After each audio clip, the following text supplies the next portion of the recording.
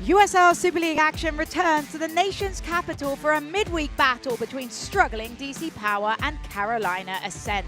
Katie Duong scored the last time these two sides met from the penalty spot, helping DC Power pick up a point. The Ascent's Audrey Harding has found fantastic form lately, thriving with the ball at her feet. It's DC Power versus Carolina Ascent. Their final matchup is coming up next.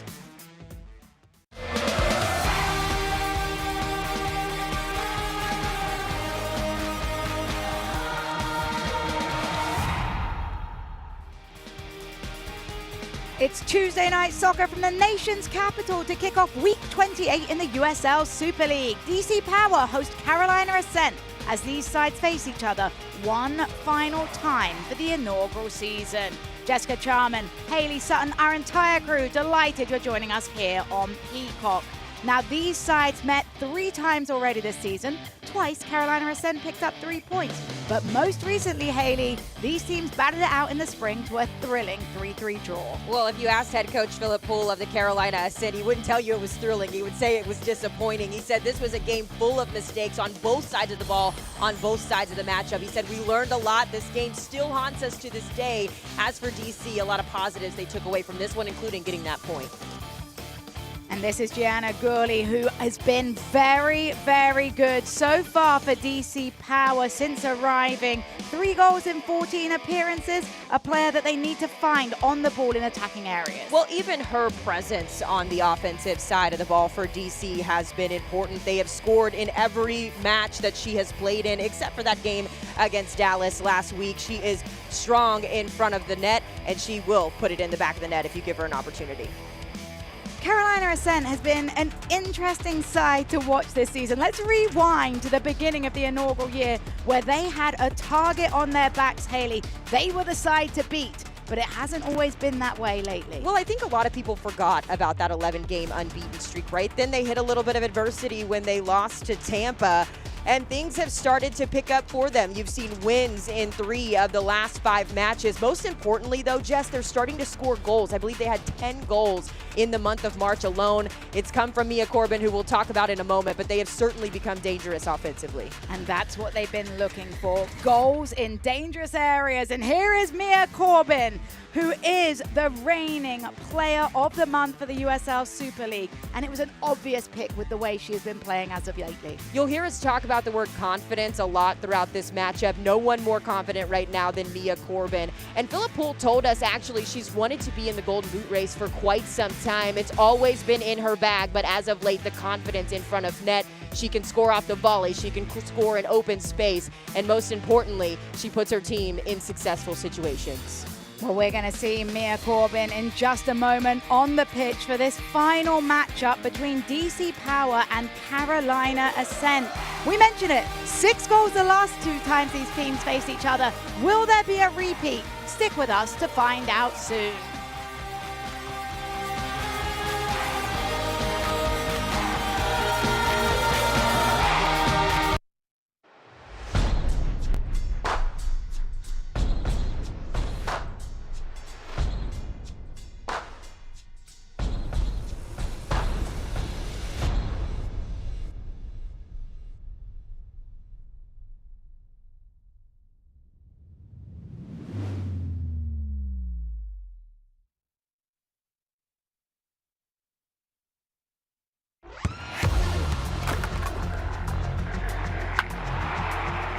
We all have goals. But let's be honest, most of us aren't going to be professional athletes. But if your goal is to finish your degree, we can help. Come to a university that puts your goals first. Bellevue University, your partner in finishing goals.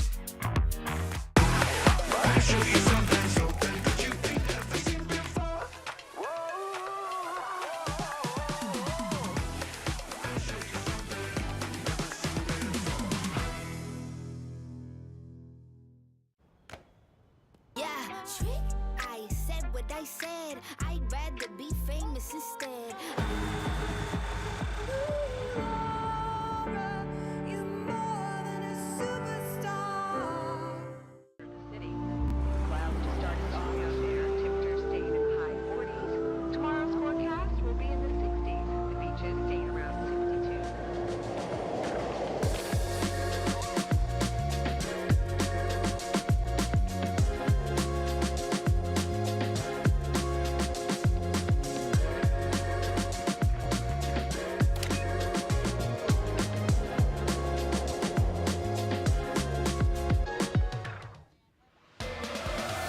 Welcome back to the nation's capital, Audi Field, for the kickoff just around the corner here between DC Power FC and Carolina Ascent. Jessica Chum and Hayley Sutton. And as we get ready for kickoff, let's take a peek at our starting lineups. Firstly, for Phil Nana and DC Power. Yeah, 5 international call-ups for this DC Power squad. Good news and bad news there. The good news is that players are going to get opportunities, and we're going to keep our eye on number 47, Val Parada, the 14-year-old getting her first start. Phil Nana told us he was going to use a lot of the academy players. She is one of them. He also wants to have an emphasis on possession, so look for them to build out of the back with Wolf Bauer and some of those defensive players to get the ball up to Gorley. Well, for Philip Poole and Carolina Ascent, lots of names that are well known in the Super League right now. In particular, of course, Corbin, the reigning player of the month. Yeah, that offense for Carolina is going to be deadly. In fact, the entire left side of the field is something that DC Power is going to want to be aware of. Aguilera, Harding, and Corbin have been in such great form going forward. But keep your eye on the goalkeeper situation, Jess. Samantha Leshnek-Murphy getting the start to bring a little bit of competition with Meg McClellan. It has certainly been interesting to see how the goalkeeper situation has panned out. Well, here is Mia Corbin, of course, in some fine form and is currently tied top of the Golden Boot race. We're still searching for the first player to reach goal number 10 in our inaugural USL Super League season. And what a competition it has been for that Golden Boot race, Jess. We talked a little bit about Corbin and how she's been able to find her form lately. We'll be curious to see if she's the one that breaks that 10-goal streak. Our referee, Lauren Holdrich, has blown the whistle, and we are underway from Washington, D.C., Audi Field, beautiful stadium, for what is set to be an exciting matchup between these two teams. And we talked about it. The last time these two sides faced each other, 6 goals split between them. Both coaches, though, with different memories of the game and some sloppy moments that neither were happy about. Yeah, Coach Poole certainly was not happy that I asked him about that last game, but we had to, right? There were so many mistakes in that game. Both teams were lucky to come away with a point. I'm curious to see, though, if that same kind of energy plays over into this game or what these two teams have learned since that matchup in February. And of course, DC Power, it's hard not to ignore the fact that they have just 3 wins on the season, but the encouraging sign since Phil Nana has arrived in that interim head coach position is all their games have been close. Just 1 goal deficits in the losses that they have had since then, and of course picking up points in a couple of draws as well.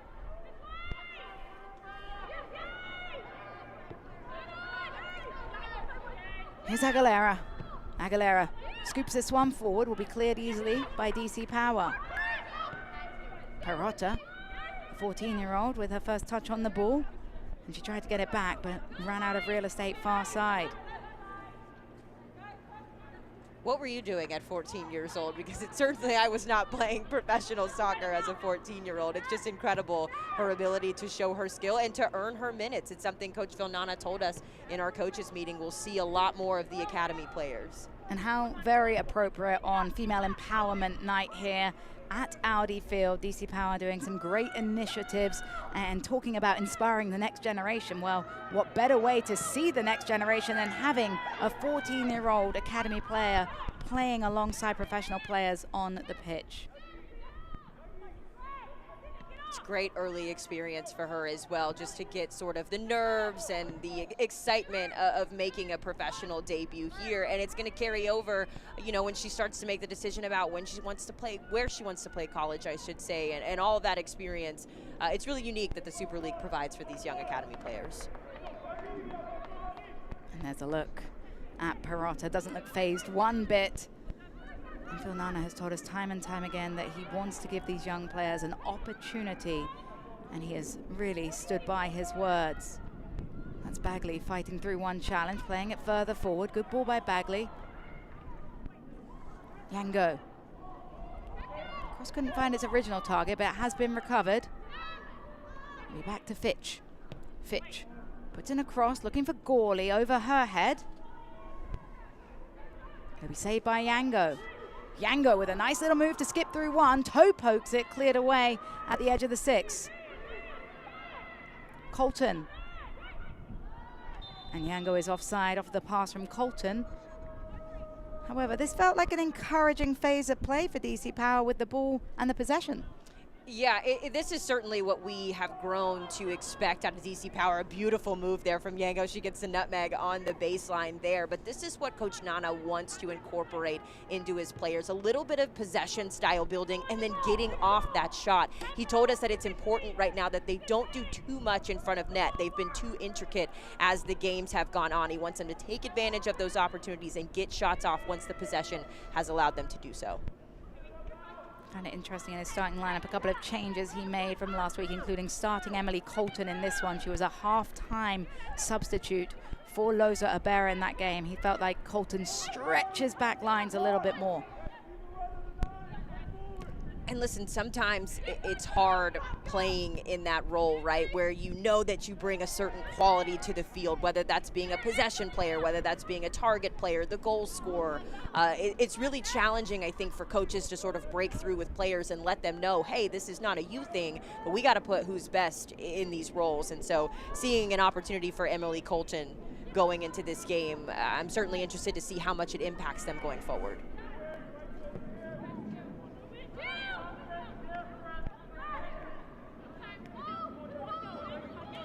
Porter. Aguilera was the target. Fitch was able to recover. Great move by Parada. Porter read the pass. But DC Power able to progress now. Big tackle in the middle of the park.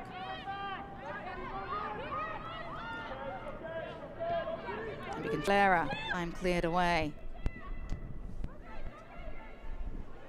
Merrick. Tricoli. And forced further back into their defensive line. Sydney Studer.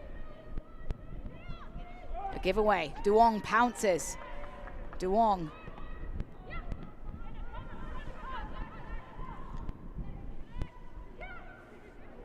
Here come Carolina Ascent with a ball forward into Gonzalez. Gonzalez crosses early, headed away by Wolfbauer. And then a foul committed in the end as Tricoli came through the back of the defender. Tricoli so physical coming in there, but I want to talk about the build-up here. Carolina having to be just a little bit more patient with how DC has lined up here, but their bread and butter, getting it out wide to those channels. You see Gonzalez play that ball in. I'd like to see a few more runners coming into the box, make that a little bit more of a challenge on the goalkeeper there, but that's what Carolina likes to do. Push those balls out to the wide channels, lean on their possession, and then get the finish as we get a look here at Coach Philip Poole. I think Philip Poole, who is a master of a poker face, will be encouraged by that last attack. But DC Power have been defensively structured and finding moments in the attacking third as well. Bagley chips this one forward. Gawley, is she onside? No, she's not. But very positive signs from DC Power early on. Coach Nana said that he wants his team to focus on coming out on the front foot. He said the last time out in that 3-3 draw, they focused so much on being defensive and not letting the game get out of hand. He says he wants to change the mentality of a lot of his strikers. He wants them to play a little bit more confidently. And a telltale sign of confidence for a striker is when you're just a little bit offsides there, as we saw with Gurley there, but already positives with them ticking up on the offense early on. A foul is called against Parata. I like that he talked about them needing to be more brave and not maybe go into games over-respecting the opponent. You have to make sure that you believe in yourself and don't worry so much always about the opposition. Aguilera launched that one forward. Wolfbauer was able to head it clear. Yango couldn't connect with Gawley. Tricoli. Corbin dispossessed. A foul is pulled back. Fighting for that ball was Nicole Douglas, and she does well to earn a free kick. And it's interesting, Jess, you mentioned, you know, playing with bravery. I remember when I was playing at Texas A&M Corpus Christi, we were a brand new program. I was one of the first players on the roster, and it was hard going into those matchups where you knew that you weren't the better team yet. There were moments of brilliance that showed that what you could be, but the reality is you knew where you stand. What I like about being in that position, though, is to Coach Philip Poole's point, you kind of sneak up on teams, right? There's opportunities where you're unexpected to make big plays, so you have nothing to lose. And that's kind of been the message for Phil Nana as he's gone through the late stages of this spring season, is you can have balls up and you can challenge and you can play brave and you might get the result you want. Really good slide tackle there by Sydney Studer. But yet again, DC Power entering the attacking areas of the field. It's headed forward, a clash of heads. Douglas maybe a little overzealous in the way she went up to challenge for that ball. But Douglas, the Brit, certainly letting her presence be known. Already been a very physical matchup as well. We know it's a little chilly in DC, so the cold playing a little bit of an element as well too. You mentioned that cold, a freeze warning expected overnight, but currently in the 40s, so not unbearable, but definitely making you want to have the gloves on that you see on several of the outfield players today. Mernon.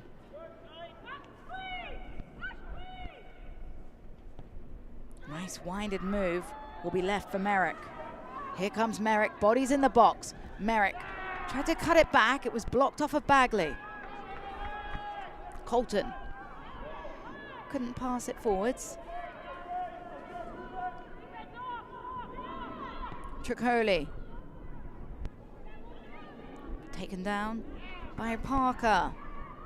And Parker has it toe poked away by Anna Bagley. And Anna Bagley, an interesting character, playing in that fullback role, has tendencies as a centre midfielder, but she's really physical on the defensive side of the ball too. Well, and it's interesting too, you don't typically hear a central midfielder moving to an outside back role. They're two different roles that you're asked of, right? When you're in the center of the field, you're more interested or you're better at being able to distribute the ball. Playing in that outside back role, that wing back role, you have to have a lot of strength and a lot of stamina. But I think she's shown that as the season has gone on. She loves getting forward. She is really great at getting crosses in the box as well. And she's got a very high motor, and those are things that you can't coach. Phil Nana told us that between Anna Bagley and Susanna Fitch in those fullback positions, they have the hardest role on the team. Butler. One of the main reasons I requested to move from outside mid, outside wing back to outside forward is because of that. You're using so much energy to get forward that then you have to turn around and defend, and it's quite exhausting. You have to have a lot of stamina to play out there. They probably have the highest bleep tests on the team score, 100%. correct? Do not miss those days. Not at all.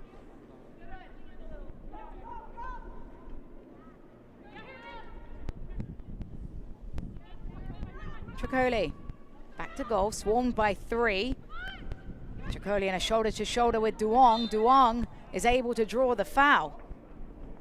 And so far, DC Power seem to have really capitalized on the physicality of this game and are earning many set pieces from it. Well, and it certainly just feels like they want to go forward. They want to score on the attack, right? Whereas we talked about in that opening, or that original matchup, the 3-3 draw that we talked about earlier, where they just played a little bit more defensive. They played like they didn't want to lose that game. This already, through 12 minutes, feels like they want to get on the front foot and get an early goal.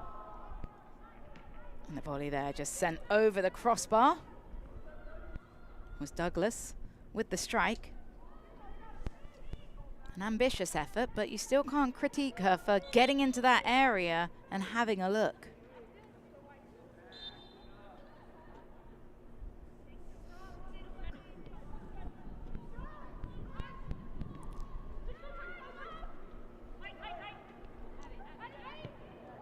Big switch over to Merrick.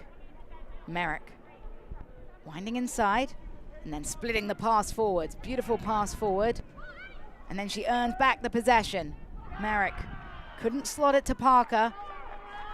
And now Emily Colton with an opportunity to send a ball forward of her own. And here's where that outside back, that wing back role comes into play. You saw Merrick get all the way up on the attack. Thankfully, there was nothing that came from that DC ball, but that's the challenge. You have to be able to transition quickly and get back on defense in order to recover. Here's a moment of transition defensively as well. Aquino had to chest that one and volley it away. Morgan Aquino, who has split timing goal with Adelaide Gay. Phil Nana has told us they're both very different goalkeepers. Interestingly, he said Morgan Aquino needed to work on some of these sorts of moments, aggressiveness outside the box, and it shows that she has. And listen, you know this better than anyone.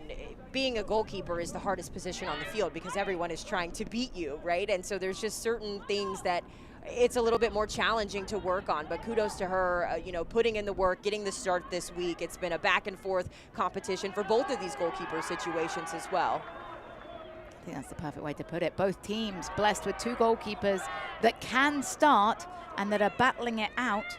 Of course, in the other goal, Samantha Leshnek-Murphy, who is currently playing ahead of Meg McClelland, who we saw really introduce herself so well to the Super League, particularly in the first part of the season.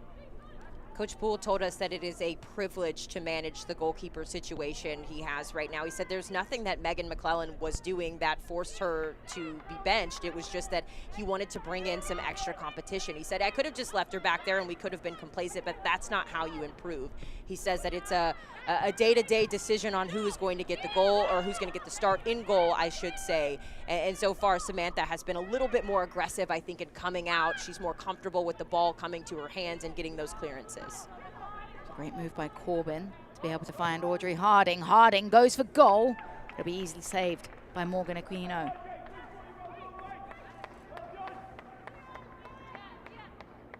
A little ambitious for Harding, but we have seen her score some spectacular goals in this league. And what I've liked about Harding as of late is that she's not been afraid to take those opportunities. She had 2 goals against Lexington. It was her first brace in Super League play. She should have had a hat trick in that game as well. A little bit of an offensive miscue early in that game, but she has certainly become a player to watch for opposing defenses.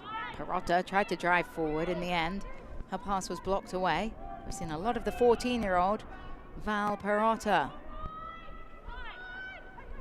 Duong.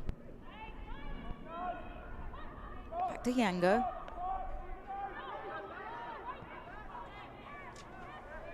And connecting almost, and it does land with DC Power. Douglas couldn't find a footing on there, and in the end, Samantha Leshnak-Murphy will have a easy catch. And Leshnak-Murphy brings a world of experience, actually has the longest shutout streak in Tar Heel history, and we just know how much Tar Heel represents soccer brilliance. Yeah, it's one thing to have the longest shutout history in insert school here, but to do that at a program as prestigious as the UNC Tar Heels, that speaks a lot to the volume and the level of which she's comfortable playing at. She's not afraid of the big moments. Great ball from Corbin. Gonzalez squares it. Parker skips through one challenge. Parker forces a good save down to her left by Morgan Aquino. And this is a brilliant bit of skill here. Just the build-up, Carolina Ascent soccer. This is what they like to play. But Riley Parker, the individual effort, just wish she would have maybe picked the back post there, was a little bit more open, tried to tuck that just past Aquino. It's a brilliant save from Aquino, though, to keep it scoreless. It does set up a set piece, and Carolina Ascent are able to send forward some of their taller players, including Sydney Studer, the defender. They'll play this one short, though.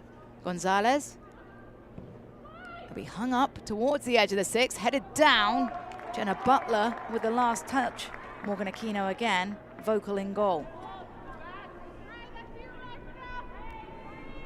Carolina Ascent certainly loves sending their defensive players up forward at the back post there. We've seen Jill Aguilera get in on the goal scoring using their head. They've got such size back there in the back with Butler and Aguilera, and it's actually funny, they both wear those braids, so they're kind of difficult to discern against. They kind of switch roles as well as the flow of the game goes on too. Merrick. Colton got there first, but in the end she's able to regain possession for Ascent. Studer.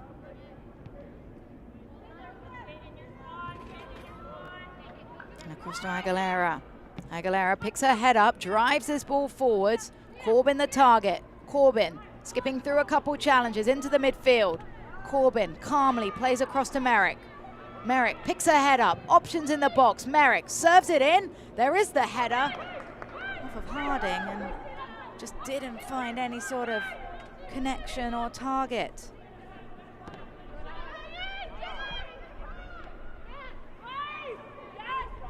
noticed in that build-up there, Mia Corbin had her fingerprints, I should say her footprints all over that matchup. She's not afraid to drop back from that outside forward or central forward role and get involved in the play. Bagley with an almost perfect ball forward into Gorley. She gives the thumbs up to Bagley. Leshnek Murphy off of a line sharp. And if you are DC Power, this is what you need more of in the game, the passing, the possession, and then that big ball over. You can't be afraid or wait for the perfect pass. You see she loses the dribble just a bit, but picks up her head and finds Gorley in stride, just a little bit off when it came to the syncrasy of those two players, but certainly a lot of positives for Phil Nana's side. How awesome that Gorley passed the ball to Bagley and then got on her bike to try and get onto the end of the run. And that's a little bit different than what we've seen out of DC, right? It comes back to that word confidence that we talked about earlier. They want to go from being a team that maybe doesn't feel like they can compete in games to being the team to have those chances, as you just saw. Tricoli across to Corbin. Corbin threading the ball through. Gonzalez just couldn't get the touch. And again, Mia Corbin, the one pulling the strings on so many of these opportunities for Carolina. Good pass over to Gorley. Gorley wider than usual. Gorley into the box, drives a strike. It's blocked off the boots of Merrick and out for a corner kick. DC Power will get an opportunity from the set plays. And Phil Nana told us set plays were an area of his game he was not happy about the way his side were utilizing. Well, as we take a look here at Gianna Gorley's attempt there, just didn't get the ball off in enough time, in my opinion. Maybe wanted to get that shot off a little earlier, but the key to getting better at set pieces is to just practice, practice, practice. You're not always going to capitalize on a set piece, and that's what's challenging, right? But when you do get those opportunities from a dead ball, you have to at least make it competitive. Will be an in-swinging corner. DC Power look to right the wrong of the service. This one comes in, and it was a good ball. Unfortunately for DC Power, Lauren Aldrich has noticed some sort of foul in the mixer. But you said it, Jess, a beautiful ball delivered in. Already seeing some of the improvements, maybe that we missed out in that 3-3 earlier match where both teams just couldn't seem to settle in. There were just so many mistakes. And both of these teams have really learned from that. They're playing a little bit more physical. You can almost feel the level of play, the urgency from both of these sides. As you mentioned that, another free kick whistled. Audrey Harding will have a word with our referee, Lauren Aldrich.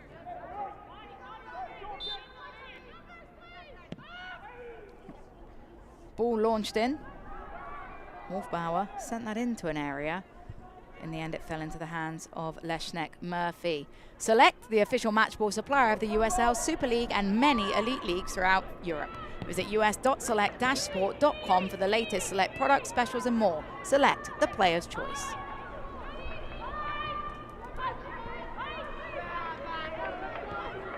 Here come DC Power again. This pass overhit as Colton tried to keep it in. Phil Nana, though, will be very satisfied with the first 20-plus minutes of play right now at Aldi Field. You know, it's interesting when we asked him, you know, what it's been like making the transition into the interim coaching role. There's so many other things that you don't factor into that doesn't always happen on the pitch, right? The managerial side of things, scheduling the travel, all the things. And he said, look, I'm just trying to stay true to myself. I'm trying to put my fingerprints on this matchup and play the way that I want to play, but also put the players in the best situations to be successful. And I think as the games have gone on, you've started to see that confidence again. You're starting to see the players really feel that and own it.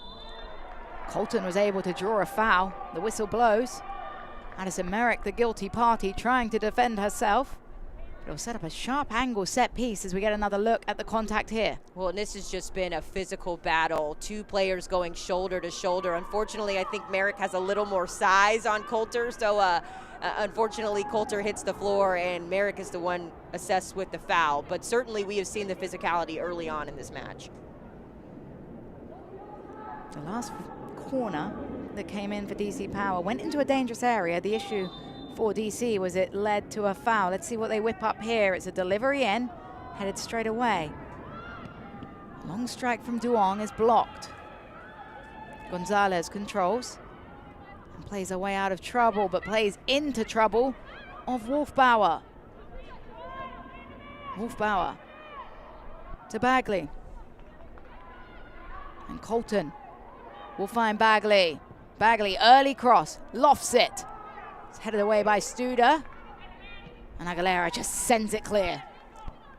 Well, Jess, I got to be honest, I'm really impressed with what DC Power is doing early in this one. We know Carolina to be a defensive team. They're so defensively sound, even through the fall and this spring slate. But DC has found ways to control the possession. You saw the decision making there to kick it out to the outside rather than just force a ball or force a shot in through the middle. And their buildup has been impressive. Yango! A cross-come shot off of the boots of Grace Yango. And she'll want it back. So we get a look here at Coach Nana giving the applause, saying that's more, that's what we need. This is what we haven't been seeing out of DC as the season has gone on, and slowly they're finding that confidence. Look at the strike as well. I love the ability of Yango to pick out that back post. Unfortunately, just a little wide there, needed a little bit more curl, but certainly had all the power to be a goal. Here comes Jill Aguilera looking to punish DC now. Aguilera streaming forward, still going Jill Aguilera. Outside boot to Gonzalez. Gonzalez crosses towards the front, is parried away. And Parker almost at that back post. Just couldn't shape her body to tuck it in the bottom corner. Ironically, that's how Parker got on the score sheet in the last game. She was in the right place at the right time, making that run across. It's a beautiful ball. Shout out to Jill Aguilera making that run all the way up from defense. She was so well on the dribble there, and Parker just unable to keep her balance and tap it in maybe a little bit further out. But I want to brag about Riley Parker for just a minute, because Coach Philip Poole saying that he didn't quite give her the credit that she deserved through the recruitment process. He said they brought her in to be a number 9 for depth and to be that sort of stretch player. But what he found was that she's actually a very technical player. We saw her when she earned that penalty against Dallas in the last game, where she had the really brilliant turn, got in, she recognized the pressure on her hip and went down to get that penalty. But you've seen moments of it even in this game early on. She's very technical on the ball. Unfortunately, wasn't able to connect there, but any other time, I'm sure she would like to have that one back. I think it's fascinating for Riley Parker that she played 10 games with the Tampa Bay Sun and now is here with Carolina Ascent. She has played in 2 of the inaugural USL Super League teams, but it feels like she's just at home here with Carolina Ascent. Fitch to Aquino. She tried a dangerous splitting pass. Wolfbauer could only get it forward to Aguilera, who is dispossessed. Perrotta loops forward the ball. Chasing it down is Douglas. Can Douglas get there? Studer with a fantastic recovery run, but didn't overly commit.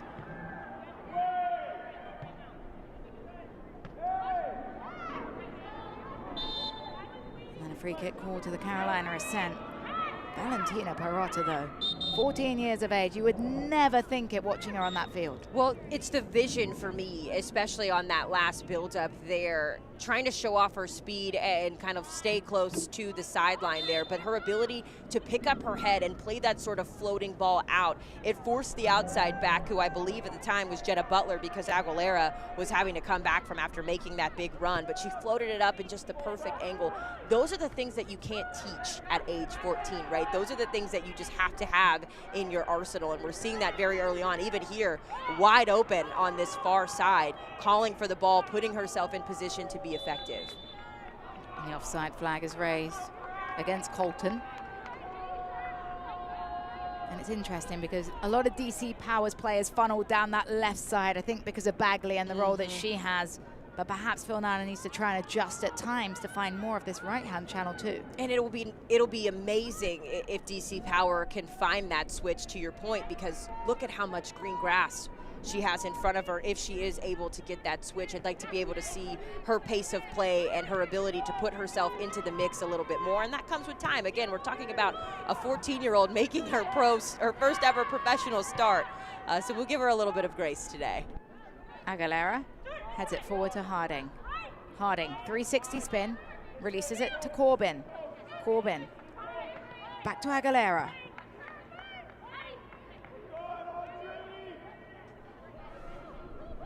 Tricoli in her stride. Has to turn back. This is the Achilles heel of playing a possession style.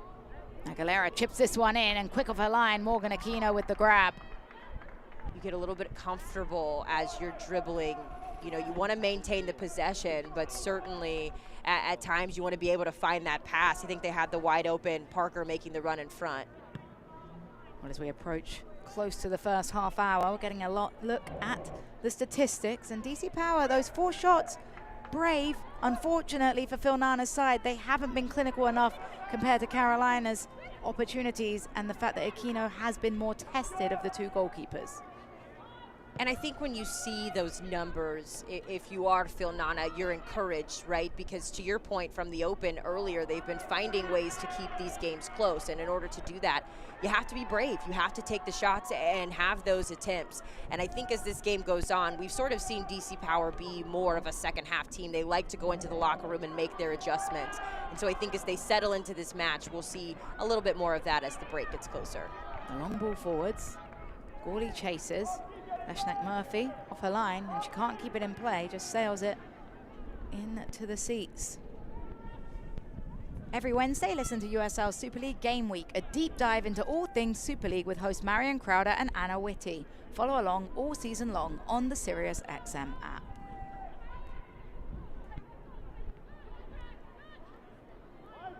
Wolfbauer. Fernanda was very complimentary of Madison Wolfbauer's play last time out. She did give away a free kick against Dallas Trinity that did lead to the goal they conceded, but said that was so unfortunate because of how well she had played in the game, as play will be stopped due to a head injury. Good see by Lauren Aldrich, our referee, to check that Gawley is okay. And those are the worst kind of injuries, when you just make contact bone on bone. This one a little bit tough as they both are going up for the header. And you just see it's almost Gurley's, the back of her head hit the shoulder. Doesn't feel good either way, whatever body part you hit. Certainly need a check, especially for a head injury.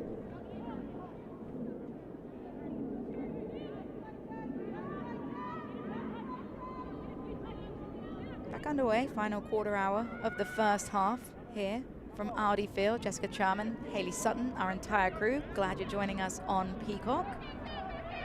As the ball given away, Duong tried to find Peralta. Peralta just couldn't quite keep it in.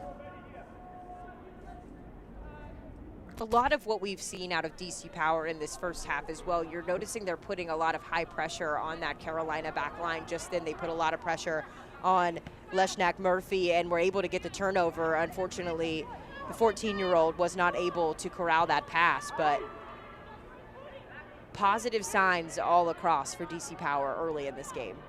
Aquino sends it forwards. It's headed back by Studer.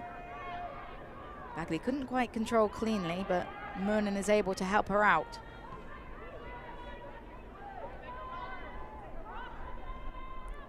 Madison Moonen, outside boot pass. Colton will chase, just doesn't have the legs to get there ahead of Taylor Porter.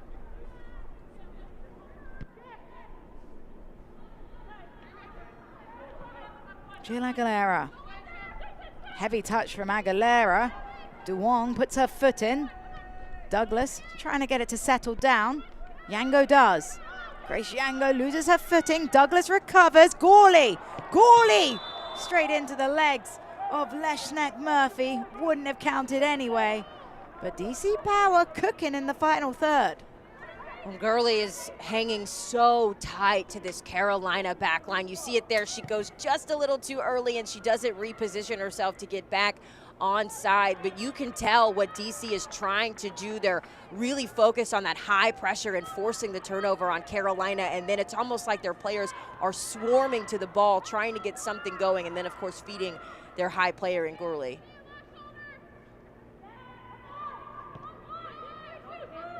Fitch.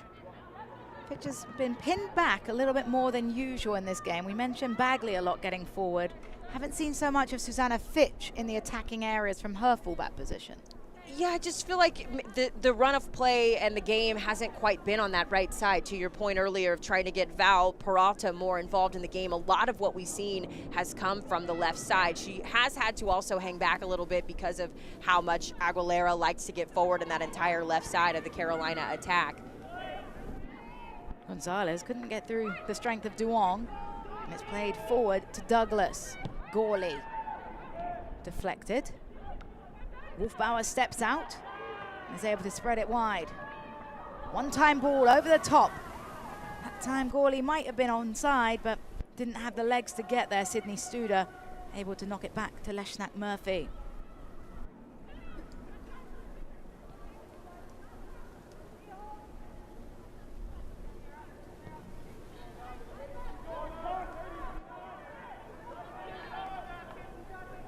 Here's Porter.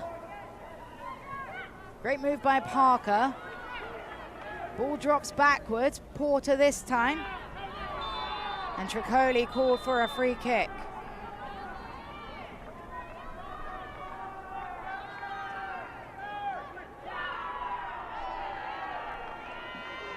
Yellow card shown.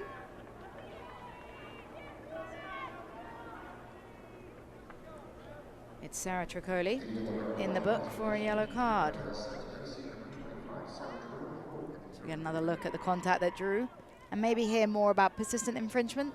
Yeah, she came over the back of the DC player there. I missed the number of the player that was fouled, but it's also hard too when you've got so much size, right? We talked about that earlier too, but unfortunately for Tricoli, just came over the shoulder there, pulled Colton down, and you can't do that in that area.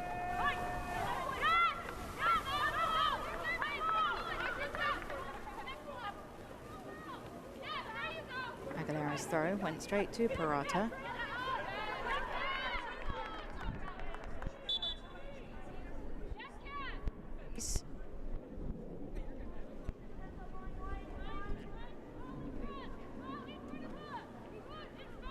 Jill Aguilera waiting to throw this one in.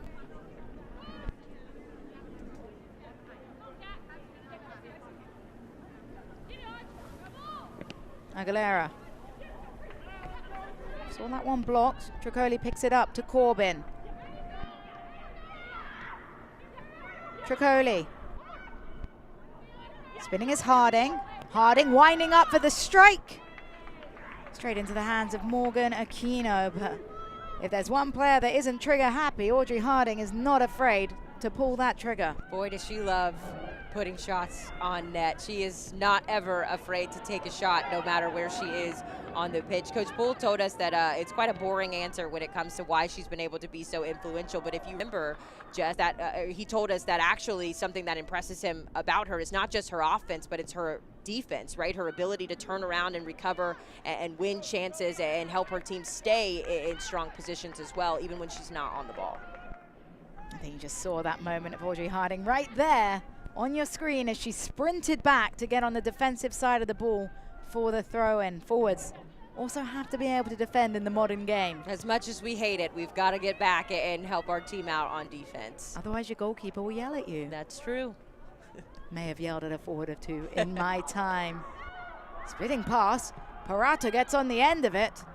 Peralta just couldn't quite get it cleanly on frame, but I think it's fair when you're making your first professional team start that you get an opportunity, you take it. And we call this just being a little ball happy, right? She saw the angle. It's a great ball played over, by the way. I think take a touch, set yourself up. Aguilera was coming so quick across the back that I think she could have afforded to take a touch, cut it back, and then maybe hit the shot on her left foot. But you saw the praise there from her head coach, Phil Nana.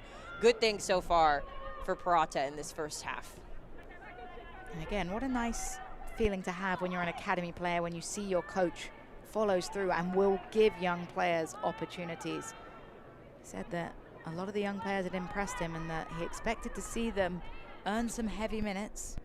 I'm sure when we see subs starting to come in the second half, there will also be some young players on those lists added as well.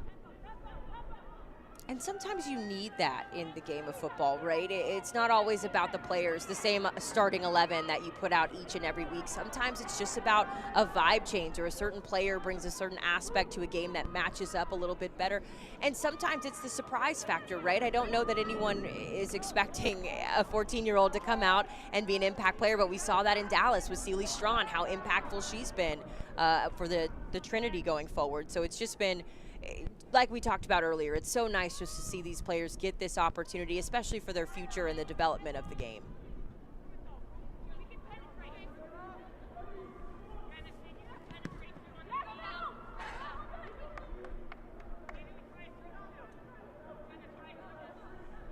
Aguilera, get ready to throw this one in. Taylor Porter.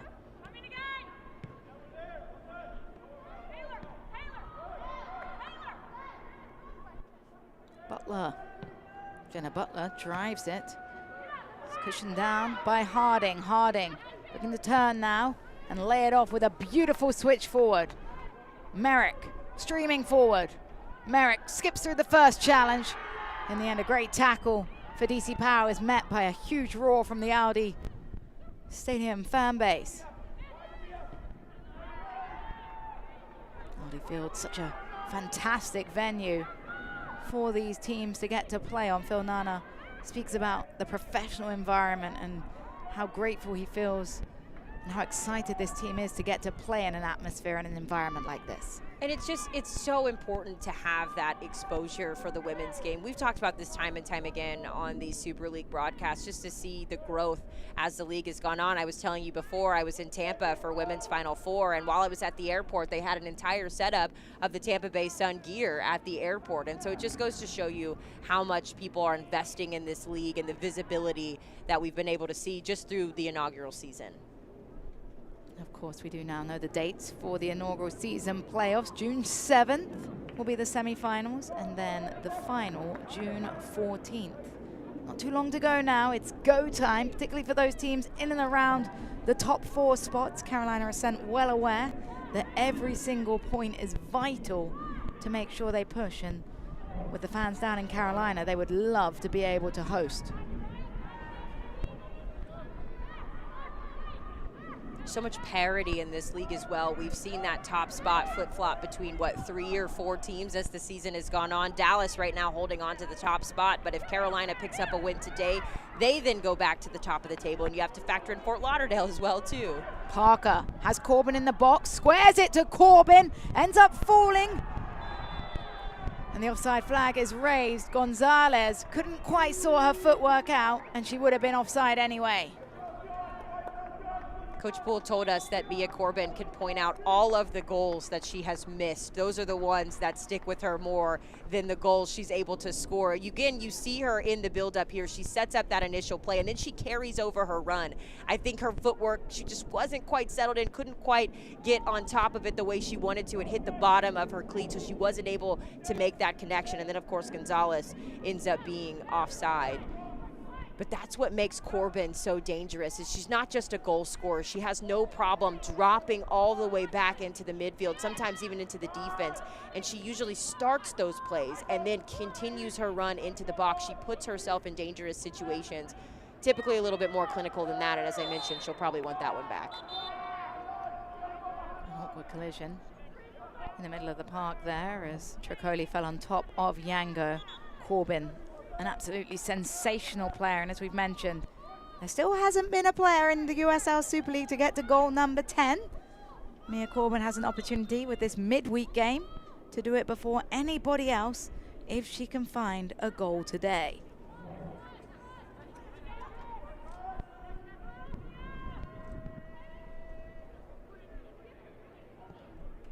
Chip ball.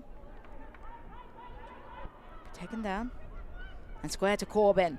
Corbin rounding the defense, takes a strike, blocks off Wolfbauer. Harding tried to volley it, ended up going in the completely wrong direction.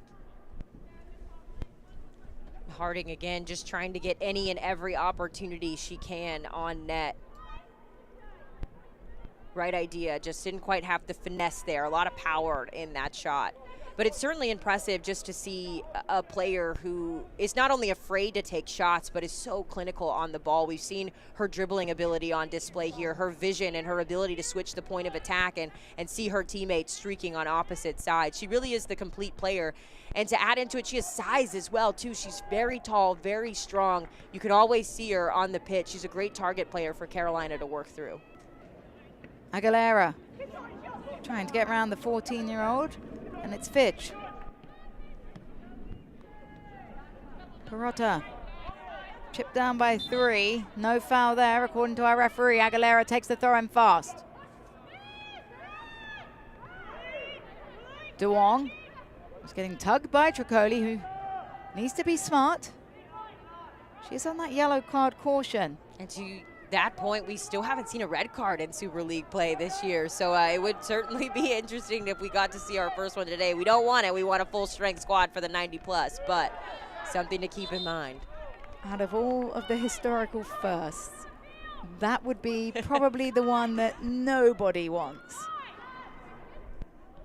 It's amazing we've made it to this point of the season, you know, without seeing one. Just with how physical this league has been, we've already seen so many fouls, the early yellow as well in the first half. You see the referee here having conversation. It's Perrotta getting a talking to from our center referee, Lauren Holdrich. Still overzealous in her challenge. Ball has ended up into the hands of Susanna Fitch. Fitch. And that'll be it. The first 45 minutes of action here from Audi Field. It's 0-0 through that period of time. Hayley Sutton, your thoughts on the first half? Well, I was really impressed with DC. Coach Nana told us that he wanted to take the game to Carolina, not the other way around, and you saw moments of that, the chemistry, the confidence, all of the things slowly starting to build for DC, and they've had some really brilliant moments. I think on the other side of this one for Carolina, they've controlled a lot of the possession, and they've had some great opportunities as well. I think you would expect them to be on the score sheet early, but give DC Power their flowers. They have certainly stuck in this game. They have made it very challenging on that back line with their high pressure, and it's certainly been a good first half to this point. Well, we are now joined by Gianna Gawley from DC Power. Gianna, congratulations on a strong first half. Where do you feel like your side has thrived across the first 45 minutes of play?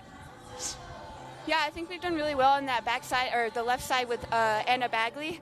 I think she's doing a good job getting pockets and then cutting in and finding the switch or the through ball. Gianna, your coach told us that confidence is a really big emphasis with your team right now. How have you seen that confidence play out in the first half, and how do you carry it over to the second?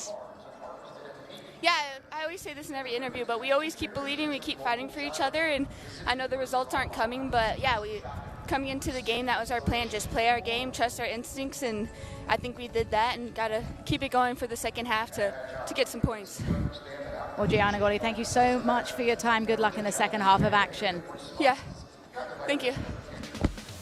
We are halfway down from Audi Field on a Tuesday evening action in the USL Super League. First 45 minutes, scoreless, but you have to think with DC Power and Carolina Ascent in action, anything can happen. We're going to get into the news and notes when we come back after this quick break.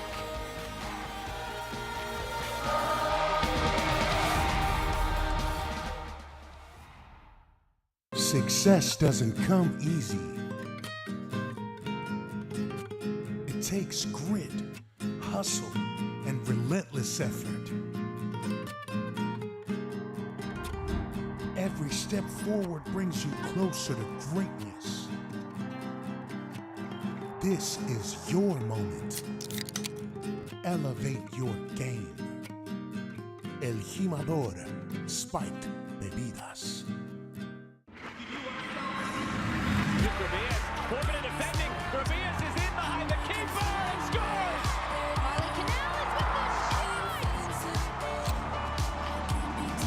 Cross, Richardson tapped home! Bedoya launches and tucks it into the top right-hand corner. Whoa! Say man by Alpizzi.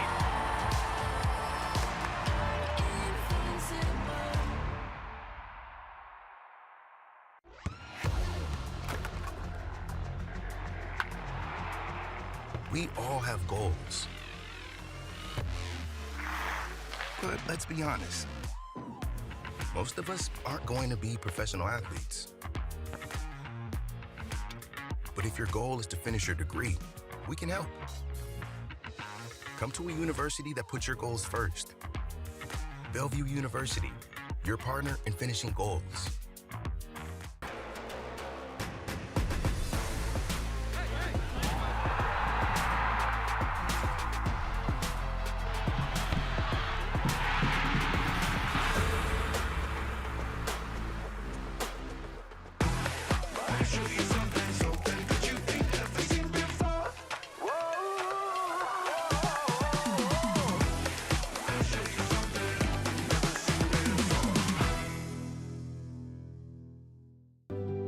Pain doesn't care who you are or why you hurt, but pain can be mastered if you know the way. Fight back with Tiger Balm's legendary herbal power. Trusted for over 100 years, our proven blend of camphor, menthol, and essential oils tames pain with the strength and speed of the tiger, so that you can rise above pain and get back to living. This is the way of the tiger. The two most important days in your life are the day you are born and the day you find out why. Yeah, trick. I said what I said. I don't care. I paint the town red.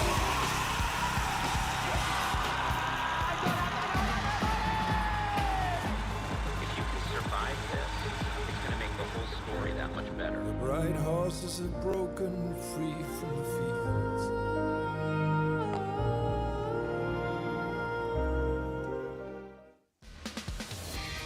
Welcome back to Audi Field, the nation's capital, host of USL Super League action this Tuesday. DC Power in a 0-0 draw with Carolina Ascent FC. Now we've still got plenty of action coming up this week in the USL Super League, all kicking off on Saturday. Carolina Ascent, Brooklyn. That looks like a good one, Haley. Yes, I will be on the call for that game. So excited to see how Carolina finishes this one, but also interested to see Brooklyn, a team that sits at third right now. How can they start separating themselves in the spring? Well, Tampa Bay Sun facing Lexington. Lexington, of course, still struggling. Fort Lauderdale United, DC Power. That will be a challenge. And then we've got another game, because we have 4 games this Saturday in the USL Super League. Spokane Zephyr looking to see if they can continue on some tremendous form against the current top-of-the-table side, Dallas Trinity FC.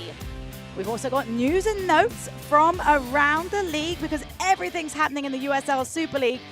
We've got a new team coming next season. Sporting Jacks, and their head coach has been named as Stacey Ballum.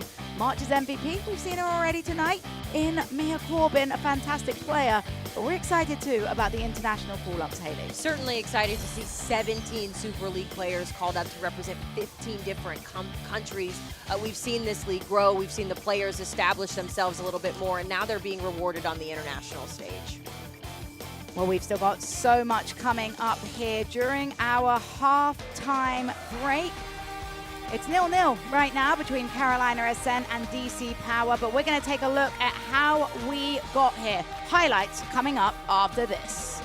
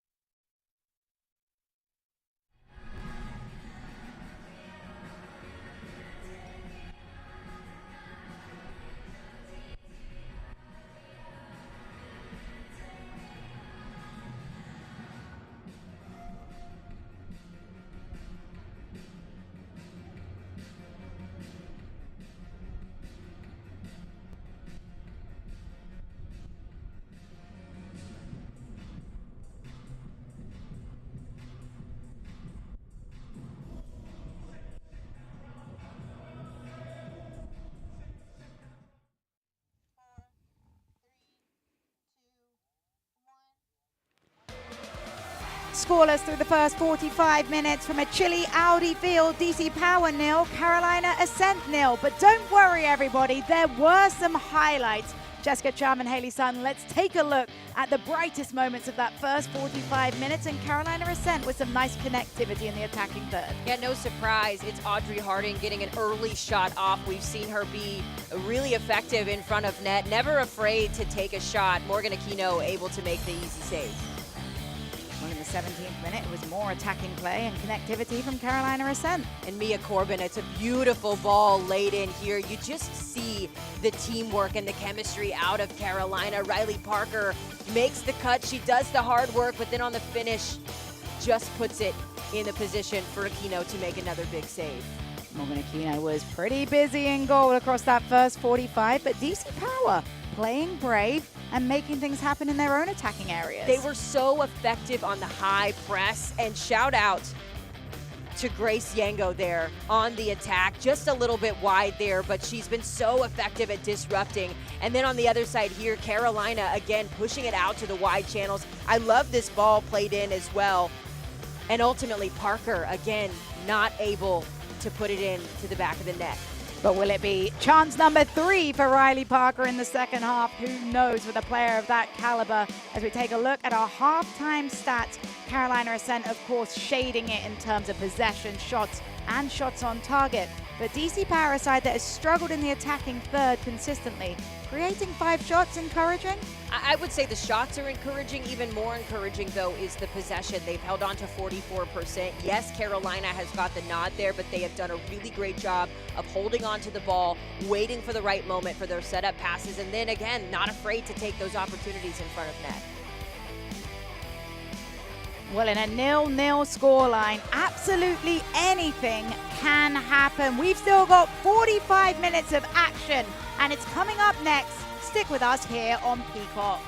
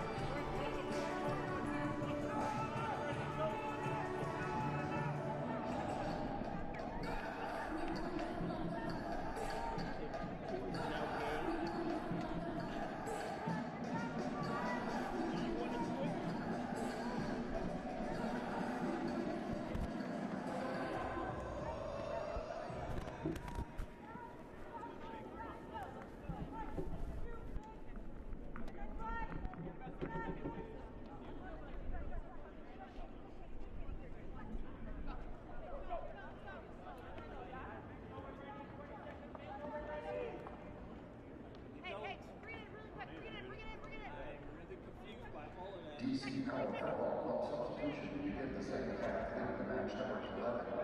Nicole Douglas entering the match number 33, Loretta Talbot.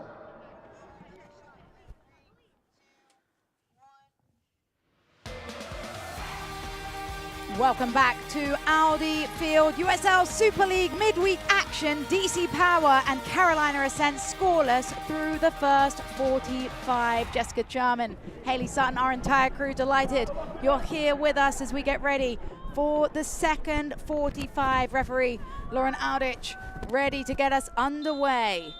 And we are back underway. DC Power in the black, Carolina Ascent in the white. And Haley, it was quite the first half, even though we're in a 0-0. Both teams really had opportunities to make this an interesting game, but defense, I think, has really shined. We've seen some great saves from goalkeepers as well, but it just feels like one of those matches where a goal is coming early on. I said it before the break, really impressed with DC Power's ability to create offensive chances. But we know Carolina can turn up at any moment, especially with Mia Corbin in the mix. So interested to see which team is going to come out on the front foot here in the second half. And we did see a 45-minute substitution for Phil Nana. He brings in Loretta Talbot. She replaces Nicole Douglas. Talbot, another one of those academy players, 17 years of age, now featuring in USL Super League game number 3.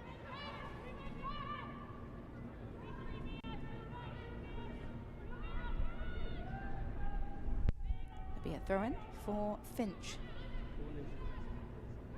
Finch throws it down the line. Goes out of play for Carolina Ascent. Interesting when it comes to the academy players, you know, getting this opportunity. We asked Coach, you know, what do you tell the players, the academy players specifically, when they're coming in off the field? And he says, I really don't tell them anything special. It's all about keeping them grounded because, as you can imagine, they feel an immense amount of pressure stepping in. We kind of saw Val Parada sort of try to settle into the game, the nerves and some of the touches maybe not as crisp or as clean, and I'm sure we'll see that as well as Loretta Talbot settles into the game. But just to emphasize what we said earlier, the opportunity to get better and to get this experience is truly one of a kind. One of my favorite things Phil Nana ever told us is that he likes to say, it's the same game you've always loved. There's 2 goals, 1 ball, go out and do what you've grown up loving. So I feel like that would calm me down, but I also don't remember being 14 anymore, Haley. Yeah, when I was 14, I think I was more worried about what I was going to wear to school or who I was going to impress in the classroom. But it is certainly just impressive to see these ladies not only come out and play, but be impact players as well, too. Nana told us that he wants the academy players to be an integral part of how they build with this club going forward. And so just getting this experience early on is just so imperative to their careers. A loop ball forward into the boots of Gawley. Gawley flicks it further forward. Did look like she would have been offside. Loretta Talbot had that ball found her. So that's some good soccer IQ to pull back her run and allow play to continue through a DC Power throw.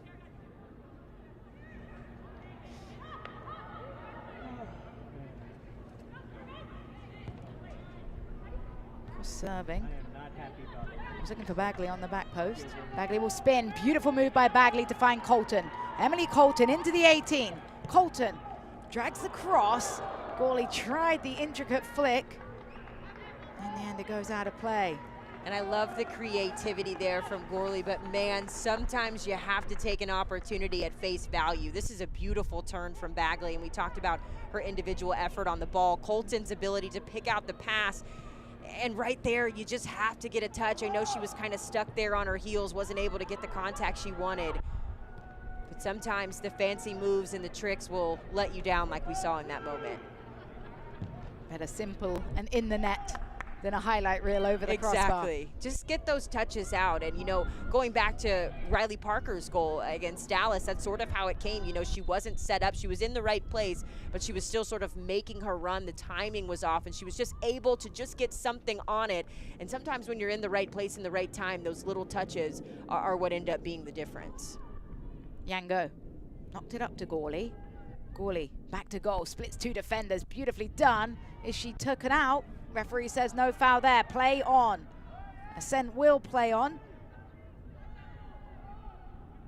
As Corbin couldn't find a way through traffic. Corbin holding on to that pass just a little bit too long. Here she is again. As the strike is driven. Good catch by Morgan Aquino. And that's when Corbin is at her best. We saw in that build-up before, just doing a little bit too much dribbling. Here, this is when she shines. She gets the turn, picks her head up, sets her touch up, and then takes a strike through the ball. That's when she's the most effective. Merrick into Gonzalez. She tries to connect with Parker, a little overhit. Parker back to Merrick, and Merrick dispossessed by Bagley. Gawley. Perotta to Talbot. And Fitch the experience behind. Duong and Fitch. Trying to play through pressure. Fitch caught under that pressure of Harding. Harding gets it to Gonzalez. And Harding's just relentless, isn't he? Isn't she, I should say. Coach Poole, again, telling us her defensive work rate so high, and you see it there. She's just so pesky when she doesn't have the ball. She wants it at her feet, and she tries every way she can to get it there. And there she was again, forcing the foul with the pressure. Audrey Harding posted a picture of Audi Field and said she's so excited to be back where it all began when she was playing for the Washington Spirit. A really special coming home moment in terms of her career today for Harding. Studer. Up to Tricoli, who is on the yellow card. Gets that one right. A very careful slide tackle there from Tricoli. Emily Colton. Tried to play it forward to connect with Perotta. Couldn't do so. It's interesting as well with the substitution with Talbot coming into the game. It's almost as if Talbot has come in to play on that wide angle and it's shifted Peralta up a little bit higher. So curious to see, if that makes Val Peralta feel just a little bit more comfortable there at the center of the field rather than stretching it out wide. Great spot, and maybe it helps her get more space on the field versus it felt like she was constantly having to tightrope the touchline in the first half. Just felt like she wasn't as comfortable on the ball and stretching the field. And when you're playing that outside mid or that wing back role, you've got to be really comfortable moving up and down the line. And it seems like she's a little bit more comfortable when balls are played into her in space, to your point. Searching ball over the top. Couldn't find Corbin. But Ascent are able to earn an attacking throw.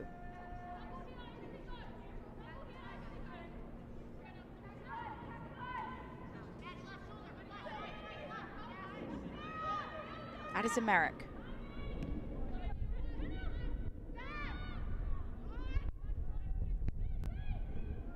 Porter. Looking for a run from Harding as Porter takes it herself. Taylor Porter swarmed by two. Earns a throw. Porter, not a player we've mentioned too much in this game, but that's sort of the MO of players like her. You'll notice she's all over the pitch. She drops back into the defensive third to help her team on defense. She's not afraid to float through the middle, go to the outside as we just saw there, kind of the field marshal for this Carolina Ascent team. And typically those players don't get as much kudos because their play isn't as flashy or as sexy as maybe a striker or a big, center back making those big clearances. But she's had her footprint all over this game as Carolina continues to try to hold on to possession.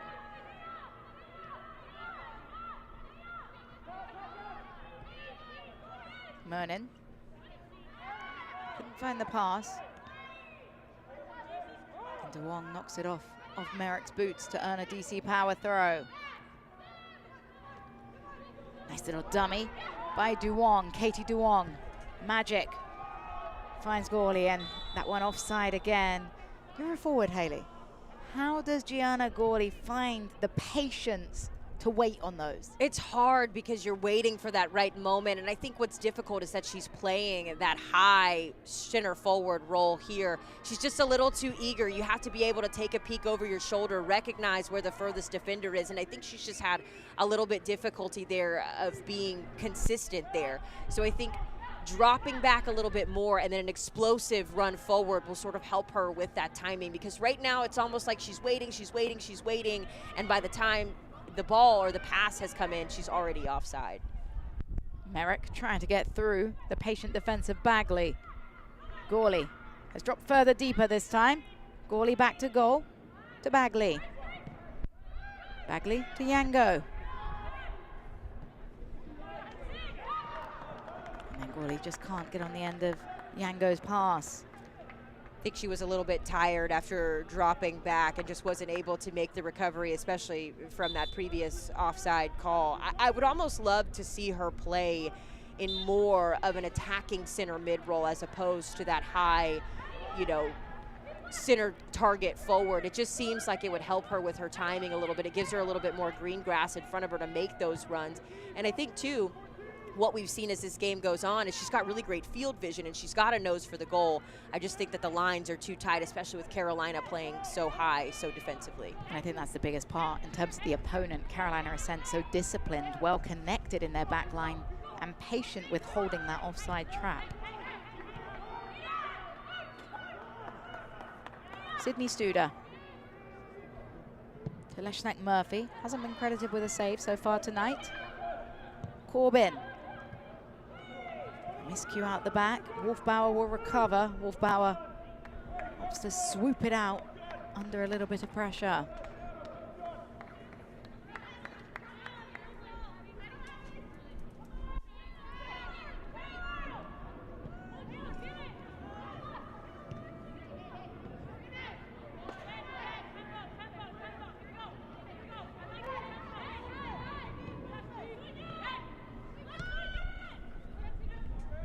Parker. Merrick. Fantastic slide tackle came in. It was Madison Mernin with a great slide tackle. She has stayed down, and that will invite an opportunity for Phil Nana to make his second substitution of the game.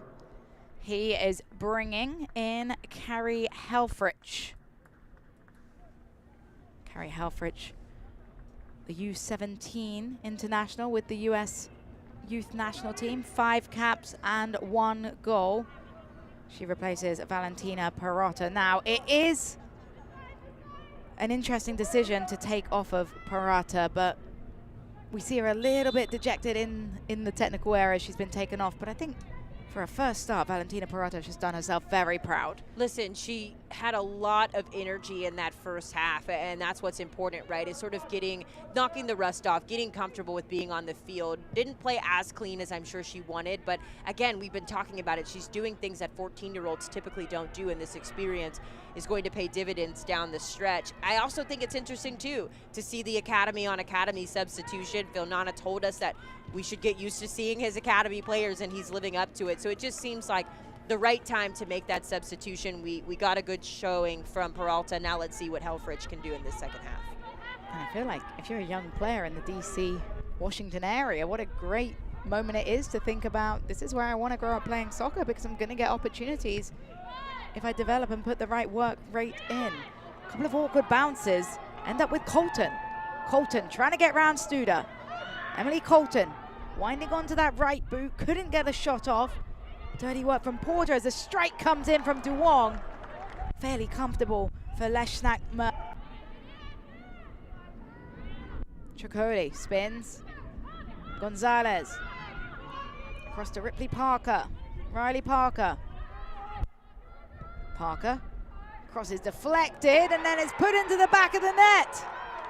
A fortunate bobble finds Sarah Tricoli for goal number 2 in her Super League account.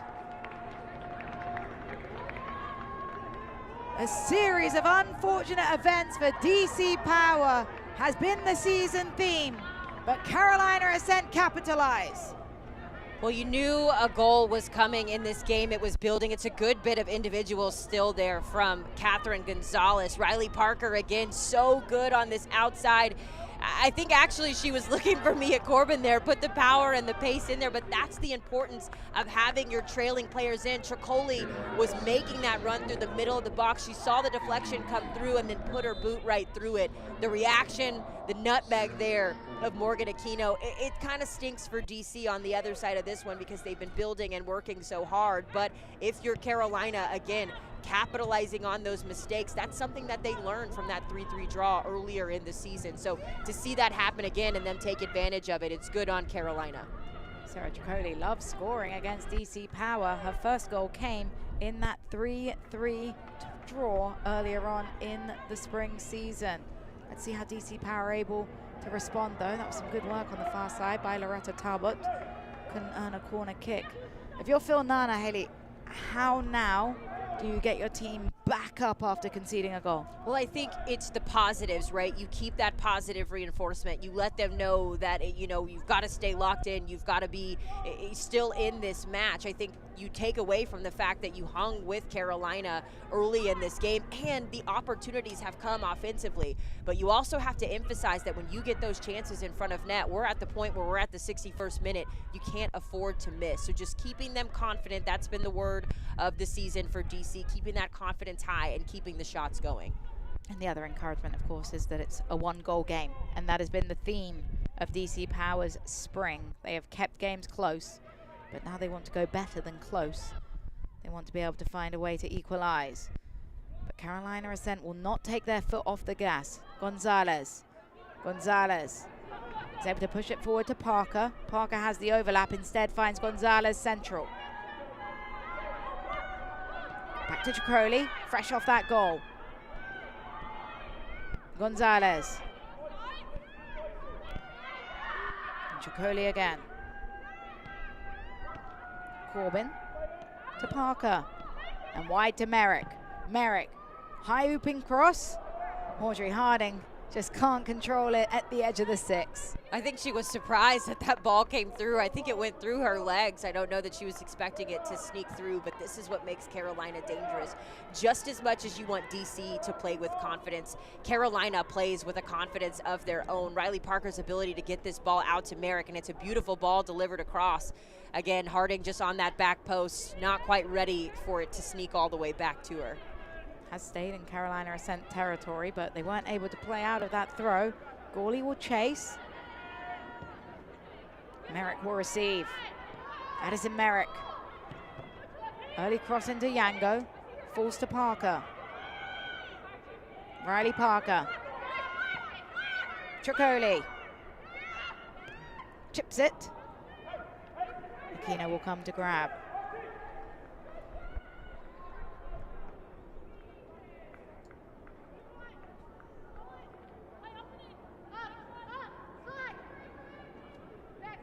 Aquino will be frustrated to have conceded that goal, not because it was her fault, just as a goalie. Anytime you let one in, it's horrible, particularly when you've made a couple of really good saves to keep the game tight. And I think a lot of the leadership that this DC team needs is going to have to come from that goalkeeper spot again. Not her fault that that goal went in, but certainly she's the one that can see most of the field. So her communication and her making sure that her teammates stay up in this matchup is going to be just as important as the attack. Here's Bagley. Bagley, defended by 2, winding in. Bagley looking for options, just runs out and straight into trouble.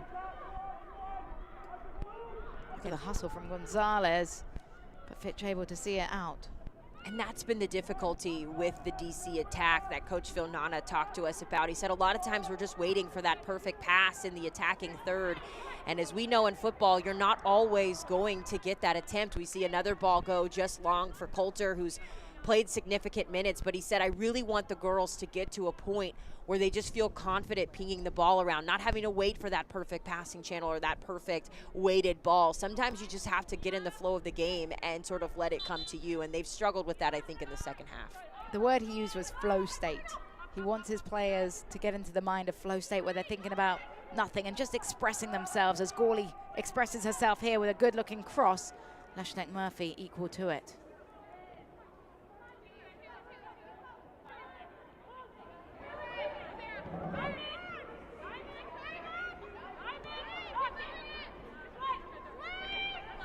Merrick. Studer. Back to Leshnek Murphy.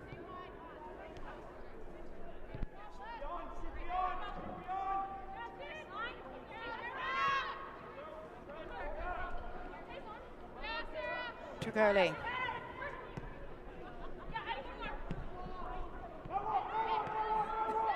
Duong, little toe poke. Studer with a big boom forward. Corbin will chase. Mia Corbin. Corbin defended by two. Huge tackle comes in. That's a definite foul from Bagley as Corbin upended, and a yellow card rightly shown to Anna Bagley for that foul.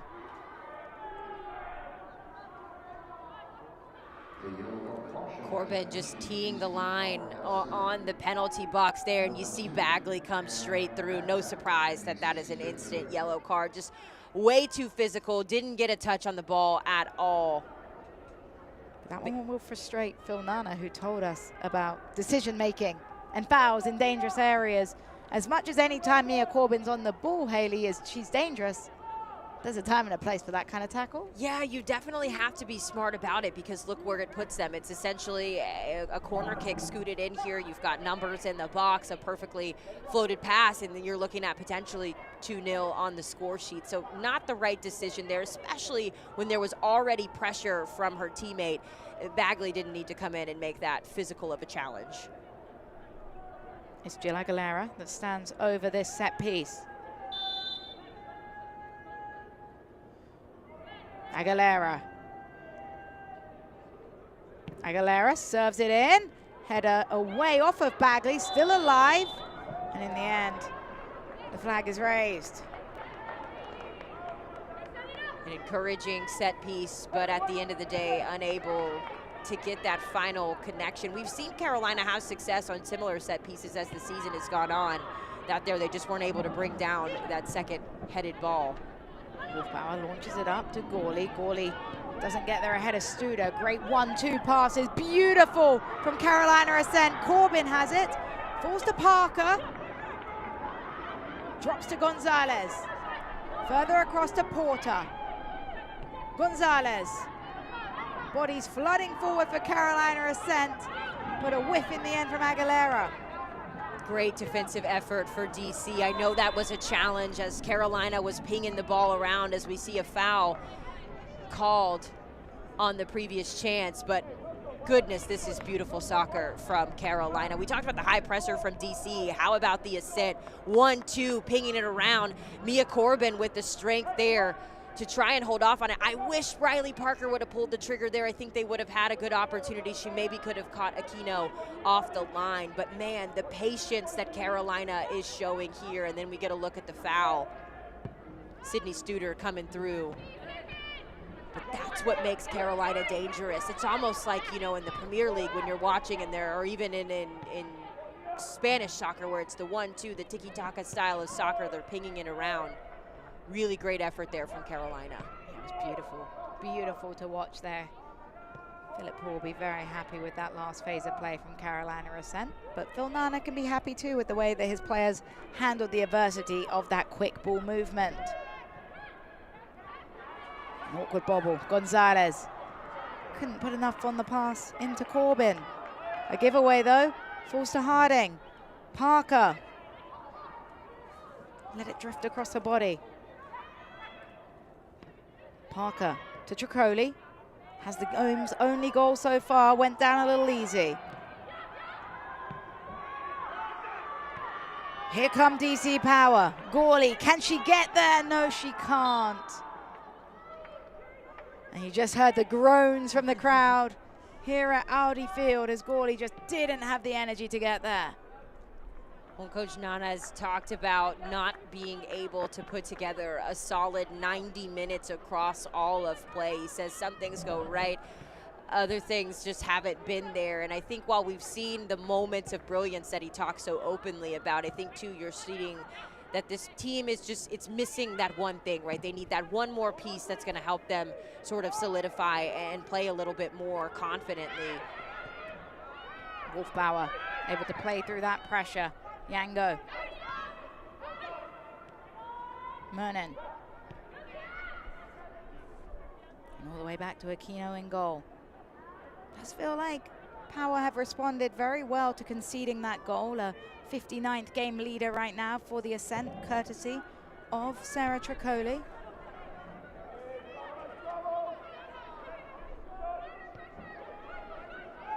Gawley. pass blocked by the head of Aguilera. Mernon. Control by Fitch and great feet by Wolfbauer. Beautifully done. Gawley spinning. Tried to switch the field. Well positioned was Riley Parker. Well, and look how stretched out DC Power is right now. We saw in that first half there was a little bit more focus on the possession, but I think as the tired legs start to settle in, the substitutions trying to come in and make an impact, you'll notice even here on their defending, they're so spread out. It's making it really challenging to find those connecting passes like we've seen with Carolina, where they like to build out of the back, they compact on defense, and then they spread wide when they go on the attack. That was Corbin. Dropping so deep, the mileage she must put in is absolutely wild. Stay up to date with the USL Super League. Sign up for the Super newsletter. Get news about your favorite team and stories from around the league delivered directly to your inbox weekly. Sign up at uslsuperleague.com/newsletter.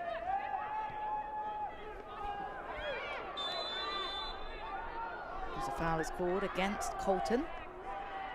Colton just a little overzealous in her challenge on the defender. Colton working so hard to get on the end of some of those passes. Unfortunately, where she lacks speed here, you just see her trying to catch up and she gets a little tangled up, trips herself. Nothing malicious or intentional there, just unfortunately not able to catch up to the pass.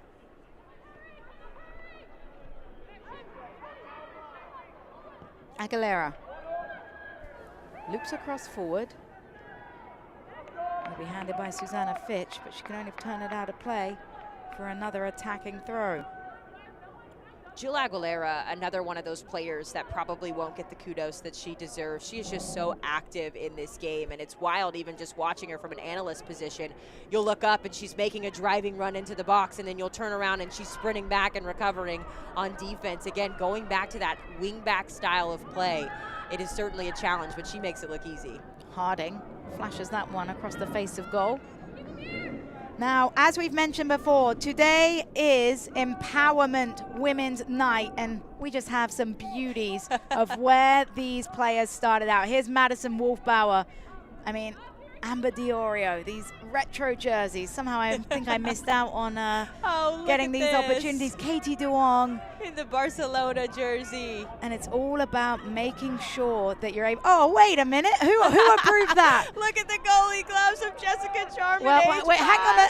There's no escape here. And Haley the Sutton. busted lip. You know what? I remember taking this photo as well. I don't remember how I busted my lip, but I certainly remember being proud to show it on that trading card that we were given. But isn't it fun just to go back and, boy, I wish that I was 4 years old again and in a different place. Well, I think what is so special now about the generation that is growing up is they have these role models. Yeah. They get to see people live out their dreams. And I don't know about you, Haley, but for me, there wasn't an opportunity to watch females playing. My idols were male goalkeepers. Now, if I'm in DC area, I'm looking up to Morgan Aquino, and that's what the Super League is doing so well. They're allowing more opportunities for girls to look up to their next generation of superstars. Well, and I'll take that a step further as well. Megan Rapinoe is the reason why I chose to wear number 11. She's the reason why I chose to play outside midfield. But what's interesting as well is now you don't always have to have that attachment to the NWSL. You can have your NWSL team and your favorite players there, but you have players like this who are also accessible and showing you that you can play professional soccer at any level. It doesn't have to be overseas, or it doesn't have to be the NWSL. There's places for everyone to play professionally here. More than double the amount of professional spots now in the US as a strike is dragged. Aguilera tried to cut it back to Chicoli at the top of the box. Gawley. The touch a little heavy, Studer will chase. Studer waiting for the pressure and then driving down. Knows Bagley's on that yellow card. Smart from Studer. Studer with the back heel. Bagley able to read it. Gawley. Hard work from Gawley. Corbin dispossesses. Riley Parker to Corbin. Under hits that pass. Yeah. It's Helfrich. Helfrich hustling.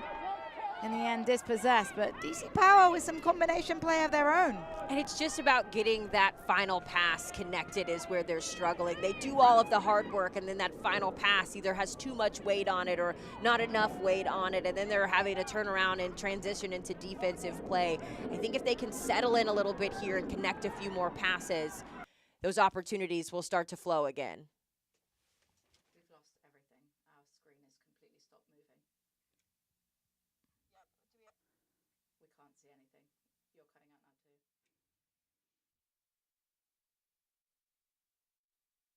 You're cutting out now too.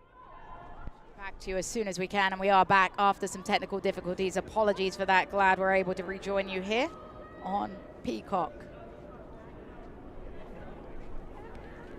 We're here at Audi Field in Washington.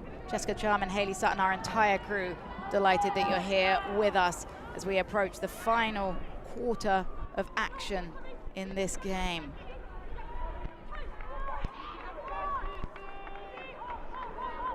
Bagley, defended by Parker. Bagley spins. Yango to Bagley. Lofts it over. Tricoli gets there ahead of Yango. And the flag is raised against Grace Yango either way.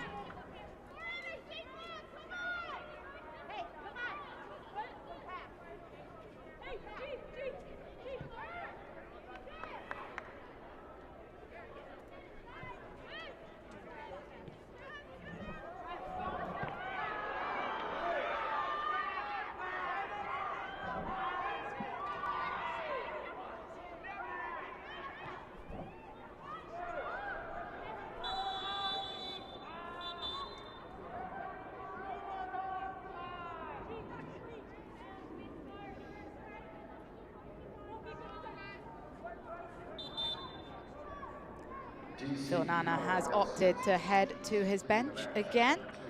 We see Yuka Kurosaki coming into the game. She will be replaced by Anna Bagley.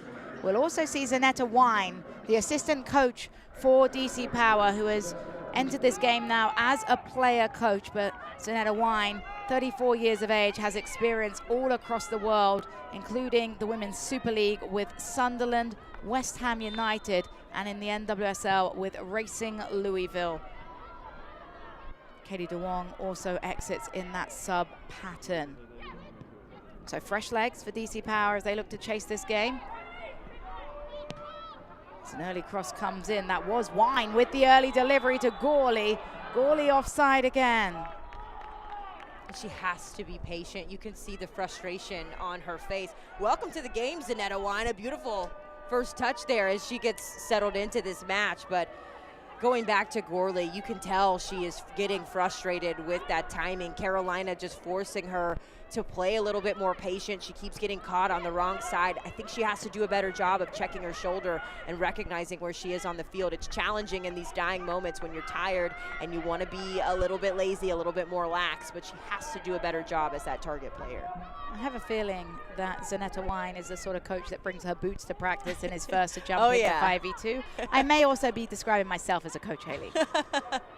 Hey, listen, when I was in college, I did the same thing. I was never afraid to jump in on a scrimmage. You can be 12, you can be 25. Anyone can get it when I'm out on the field.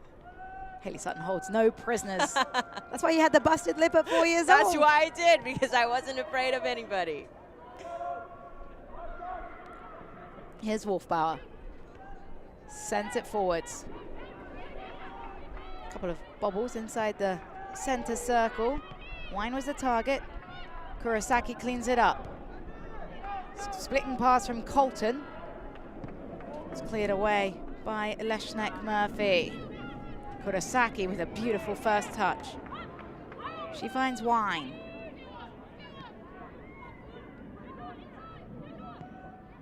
Mernin to Gawley. Yango.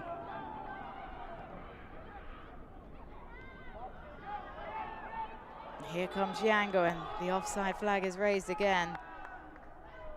Doesn't seem like the DC fan base are too happy about that flag being raised there.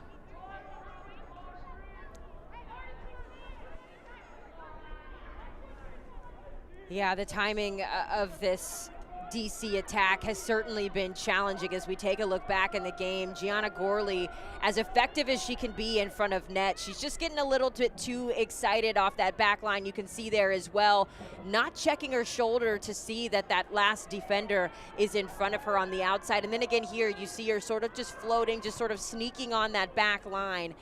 It's not by much, Jessica, which is a good sign because it means that it can be, you know, easily corrected, but you have to emphasize as a player, hold your run, hold your run. Even if you have to check back and restart the run, I think that would help them with the timing. And Grace Yango will enter Lauren Aldrich's book with the yellow card now for a foul just outside the box. I do want to revisit that offsides though. 8 offsides for DC Power right now, 1 for Carolina Ascent. So we see the free kick awarded, a dangerous area for a free kick to be awarded.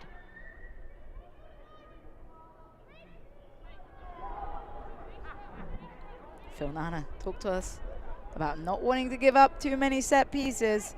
And now Carolina Ascent with a golden opportunity. Taylor Porter and Catherine Gonzalez stand over this ball.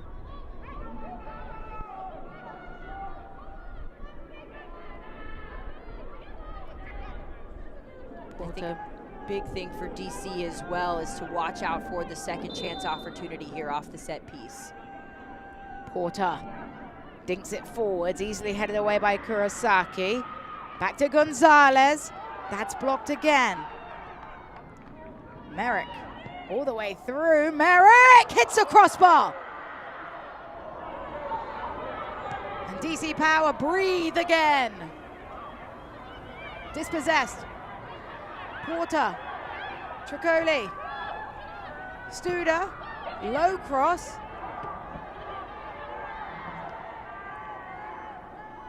Corbin hangs it up, flashes wide. And Morgan Aquino has stayed down after attempting to make that save or providing the coverage. Let's take a look, though, at that Merrick opportunity, Haley. Well, look at the confidence from Merrick. She told us earlier in the season that she loves to be the star, and I don't think that you can get star more on paper than you do there with that attack. She saw an opportunity in front of her and then was able to put her boot from it. It was a great almost save there from the crossbar, and then you see Mia Corbin again trying to curl that one to the back post. We haven't seen her be very active in this game to this point, at least from a goal-scoring standpoint. She's only had a couple of shots as we continue to monitor Morgan Aquino being down in net. Morgan Aquino, of course, has faced some adversity this season, did have to go through the concussion protocol as well, and has been in a battle for that starting jersey with Adelaide Gay. This is a really important game, particularly for the implications on the standings. Let's take a look at the live standings right now, and it would catapult Carolina Ascent above Dallas Trinity. Of course, keep in mind that first column, which shows the games, Dallas Trinity with that game in hand. But at the end of the day, Haley, you understand it as well as anybody. It's about making that statement of you've got to keep up with us, even with your games in hand. Well, and you see how close even the top 5 is. Tampa Bay has sort of been a middle-of-the-pack team as the season has gone on, but really 5-6 points separating those top 5 teams. And week after week, we have seen sort of the trade-off between Dallas and Carolina, even Brooklyn getting into the mix. Fort Lauderdale completely changing their standings going into the spring slate. So it has certainly been an interesting conversation up at the top. We saw Carolina get their first ever win over Dallas as well too, so they certainly have that confidence coming off of that game. But man, the margins are so tight as we inch towards the playoffs. Reminder that the top 4 will progress to the semi-finals to be played on June 7th. Our inaugural champion will be crowned on the final on June 14th. All available, of course, here on Peacock. Aquino is okay. She'll launch this ball forward from the goal kick. Yango gets up. She's got to be smart on that yellow card, Grace Yango. That might be something for Phil Nana to continue to think about. It's had to play far side. Kurosaki. Good spin by Fitch. Said we wanted to see her get more forward more often. That's a good ball forward by Fitch. Back to defenders, Porter. Great slide tackle came in from Taylor Porter. The referee disagrees.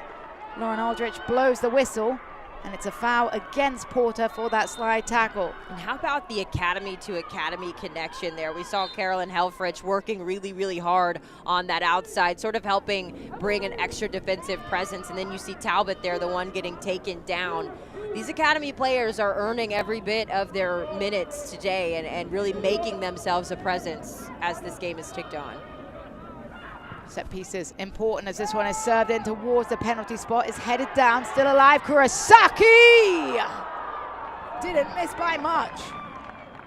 Leshnak Murphy very lucky that snuck out wide. Kurosaki has been such a firecracker since entering this matchup, coming into the midfield, just creating a lot of chaos, and then there on the half volley, it just sneaks wide from the post. You see Leshnak Murphy caught a little bit attached to her front post there, and I'm telling you, inches, and that one would have been the equalizer. A really great substitution coming in for Phil Nano's side. Kurosaki knows how to score goals, scored the February goal of the month in the USL Super League. Wouldn't be surprised to see her get one more opportunity in the final just under 5 minutes of regulation. Expect some stoppage time, of course, to be added too. We've seen several extended pauses with injuries. Loza Abera is coming in to the game for DC Power. Started the last game. She will replace Emily Colton.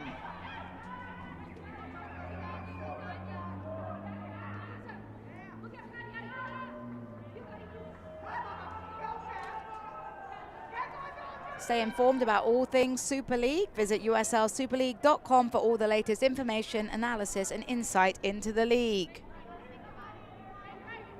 It's interesting that Philip Paul hasn't made changes in this game, just trusting his starting lineup.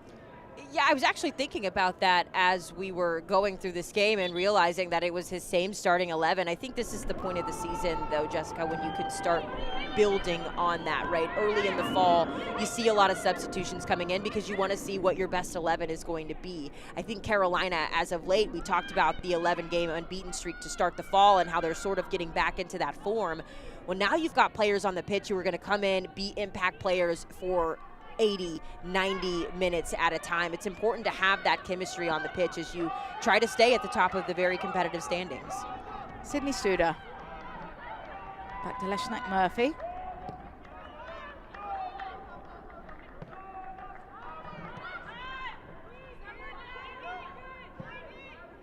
An aerial challenge arrives at the boots of Mia Corbin.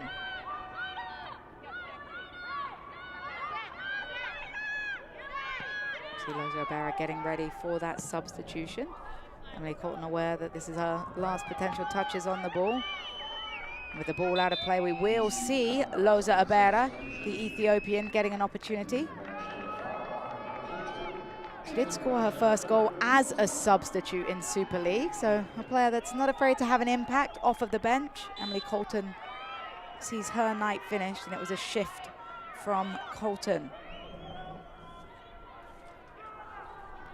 You even saw Abera as she was coming on, that quick little burst of speed to get her settled in, the sprint to her position there. I think that's what DC Power needs a little bit more of, is that speed and those bursts of strength. I know we haven't seen her on the ball as of yet, but even just coming in and showing that she has the energy and wanting to impact this game with just under 2 minutes left to play. It certainly speaks volumes about the type of player she is, especially to your point, she got the start in the last game and was replaced here. So it's good to have players like that who are willing to come in these stoppage time, approaching stoppage time moments.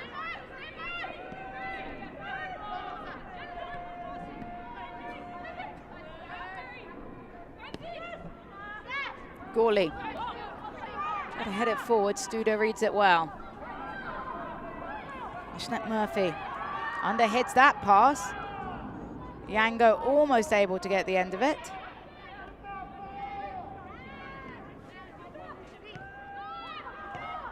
Kurosaki.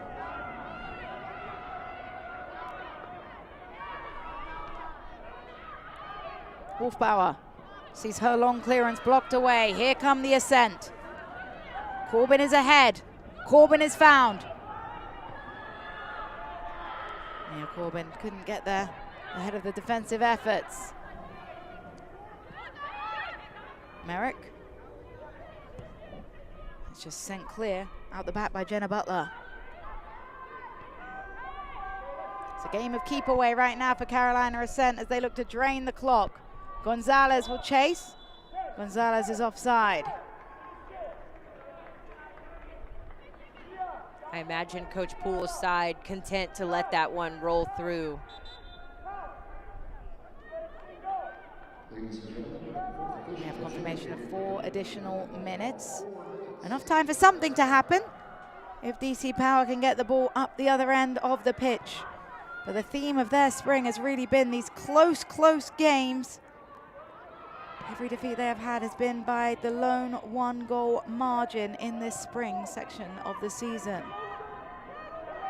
And if I remember correctly, the equalizer for that 3-3 draw earlier in the season came in stoppage time by Gianna Gorley. So certainly something to keep in mind. If you're Carolina, you cannot let off the gas.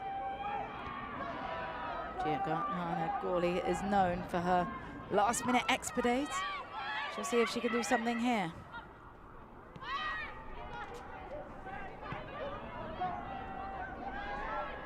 Wolfbauer. Kurosaki. Kurosaki tried to send it up to Yango. Yango couldn't calm down the possession. And a great atmosphere at Audi Field. Those fans would go wild if they could get an equalizer. And I think it would be a deserved equalizer. It's tough in the game of football because, you know, no team necessarily deserves to win it more than the other. But we saw DC, you know, really settle into this match in the first. They were, you know, close in possession. And we know Carolina, the type of team that they can be offensively as well as defensively. And so I think for DC, if they can find a way to get that equalizer, it would speak volumes. It's not quite a win. We haven't seen them get a win since last November. But I think it would feel almost like a win after what they've been able to display today. Wolfbauer turning, looking for options. Sends this forward for Abera to chase. Loza Abera cuts around one. Loza Abera still with the ball. Tricky feet from Abera, strikes, blocked. Mia Corbin, stutter step. Zanetta Wine will control. Wolfbauer. And a miscue. Unfortunate touch by Loretta Talbot. And that's maybe the Academy experience showing there. Unable to control the possession there on the outside. Catherine Gonzalez will see her night ended. Good performance from the Dominican Republic International. She'll be replaced by Ashlyn Serepka. Serepka has played in plenty of games this season. 18. Has scored 2 goals already. Actually scored the first brace in Carolina Ascent history. Not a bad player to be able to bring off the bench to see out a game.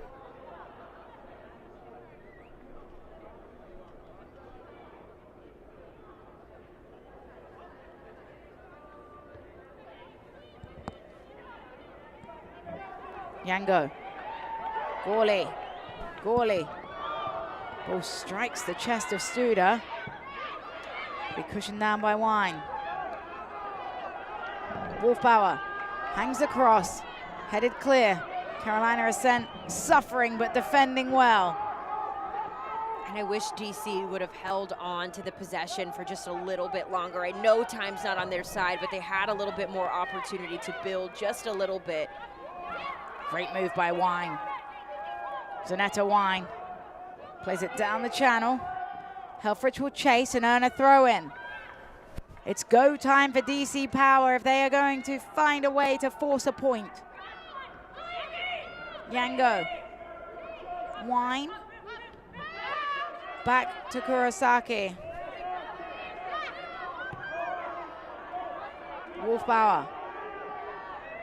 Dribbling. Still playing. Kurosaki. Kurosaki across to Wine. What kind of service can she put in? Wine, a header. And the header coming in from Helfrich is wide of the mark. And that will be the final whistle.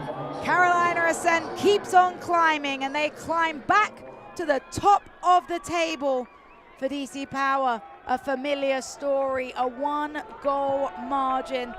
That lady, Sarah Tricoli, the 1 goal that changed the game and hands Carolina Ascent 3 points. Haley, your thoughts? Well, I thought DC had a lot to be proud of. I know that the effort and not getting in the win column will be frustrating, but there was a lot of positives for DC to build off of. As for Carolina, listen, there's not much more you can ask for. This was a defensive battle early on. Both of these teams were trying to sort each other out, but what I love about the Carolina Ascent is their second half adjustments. They always come out in the second and find ways to get past their opposition. Tricoli, right place, right time, able to put her team ahead. And then defensively, they withstood the test that DC brought. There were a lot of opportunities, and Carolina able to stand strong defensively.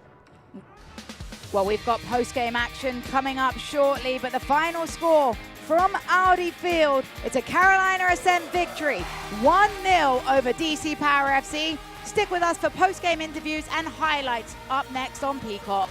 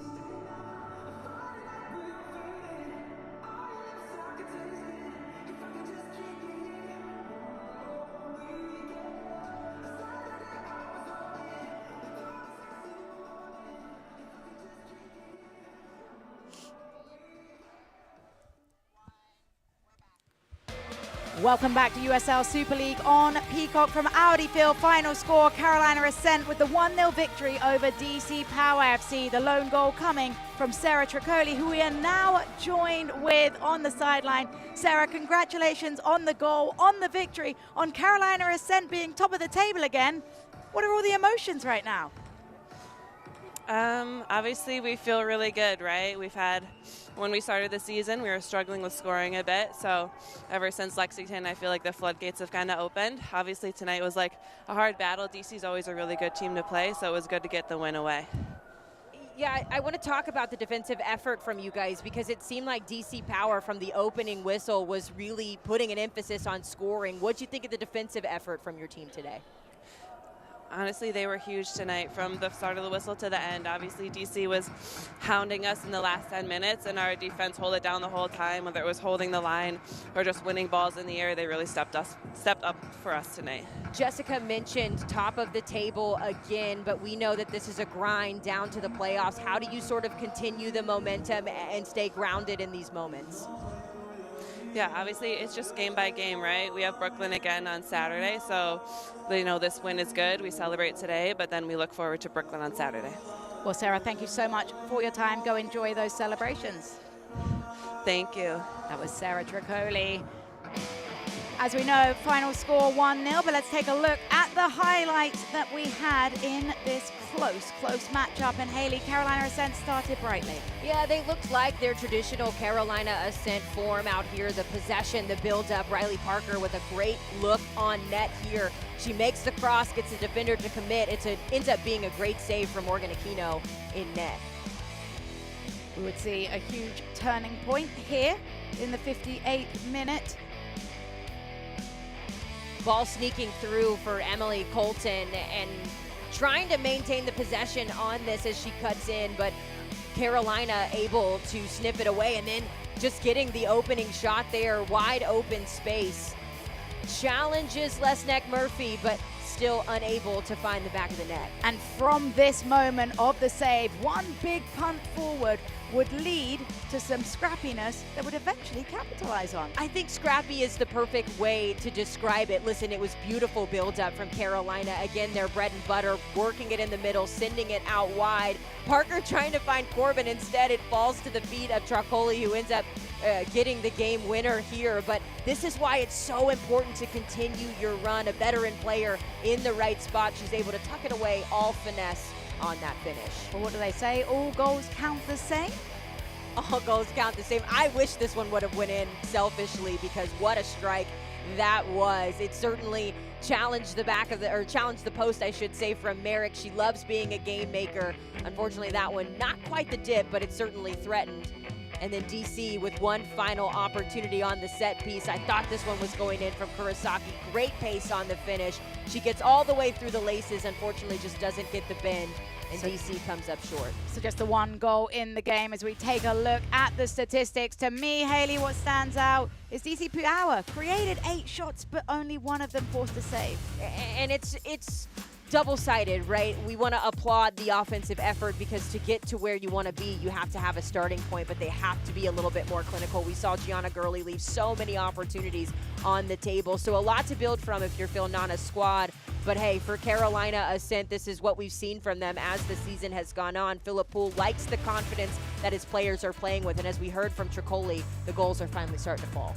Well, we're approaching the really important time of the inaugural season, so standings matter more than anything, and Carolina Ascent FC sitting pretty at the top of the table, Haley. They'll be back in action on Saturday to see if they can continue that ascent on the top of the table there. But listen, this is so tight when it comes to the points. Look at that far column, 37 points, 36, 33, 32, even Tampa Bay with 30 points. This is certainly the time where if you are at the top of the standings, you have to stay locked in, and so far we've seen that from Carolina.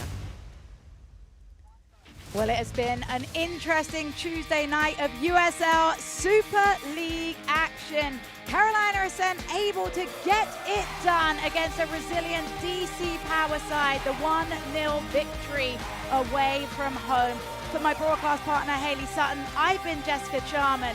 USL Super League action on Peacock. Final score, DC Power 0, Carolina Ascent 1. Thank you for watching.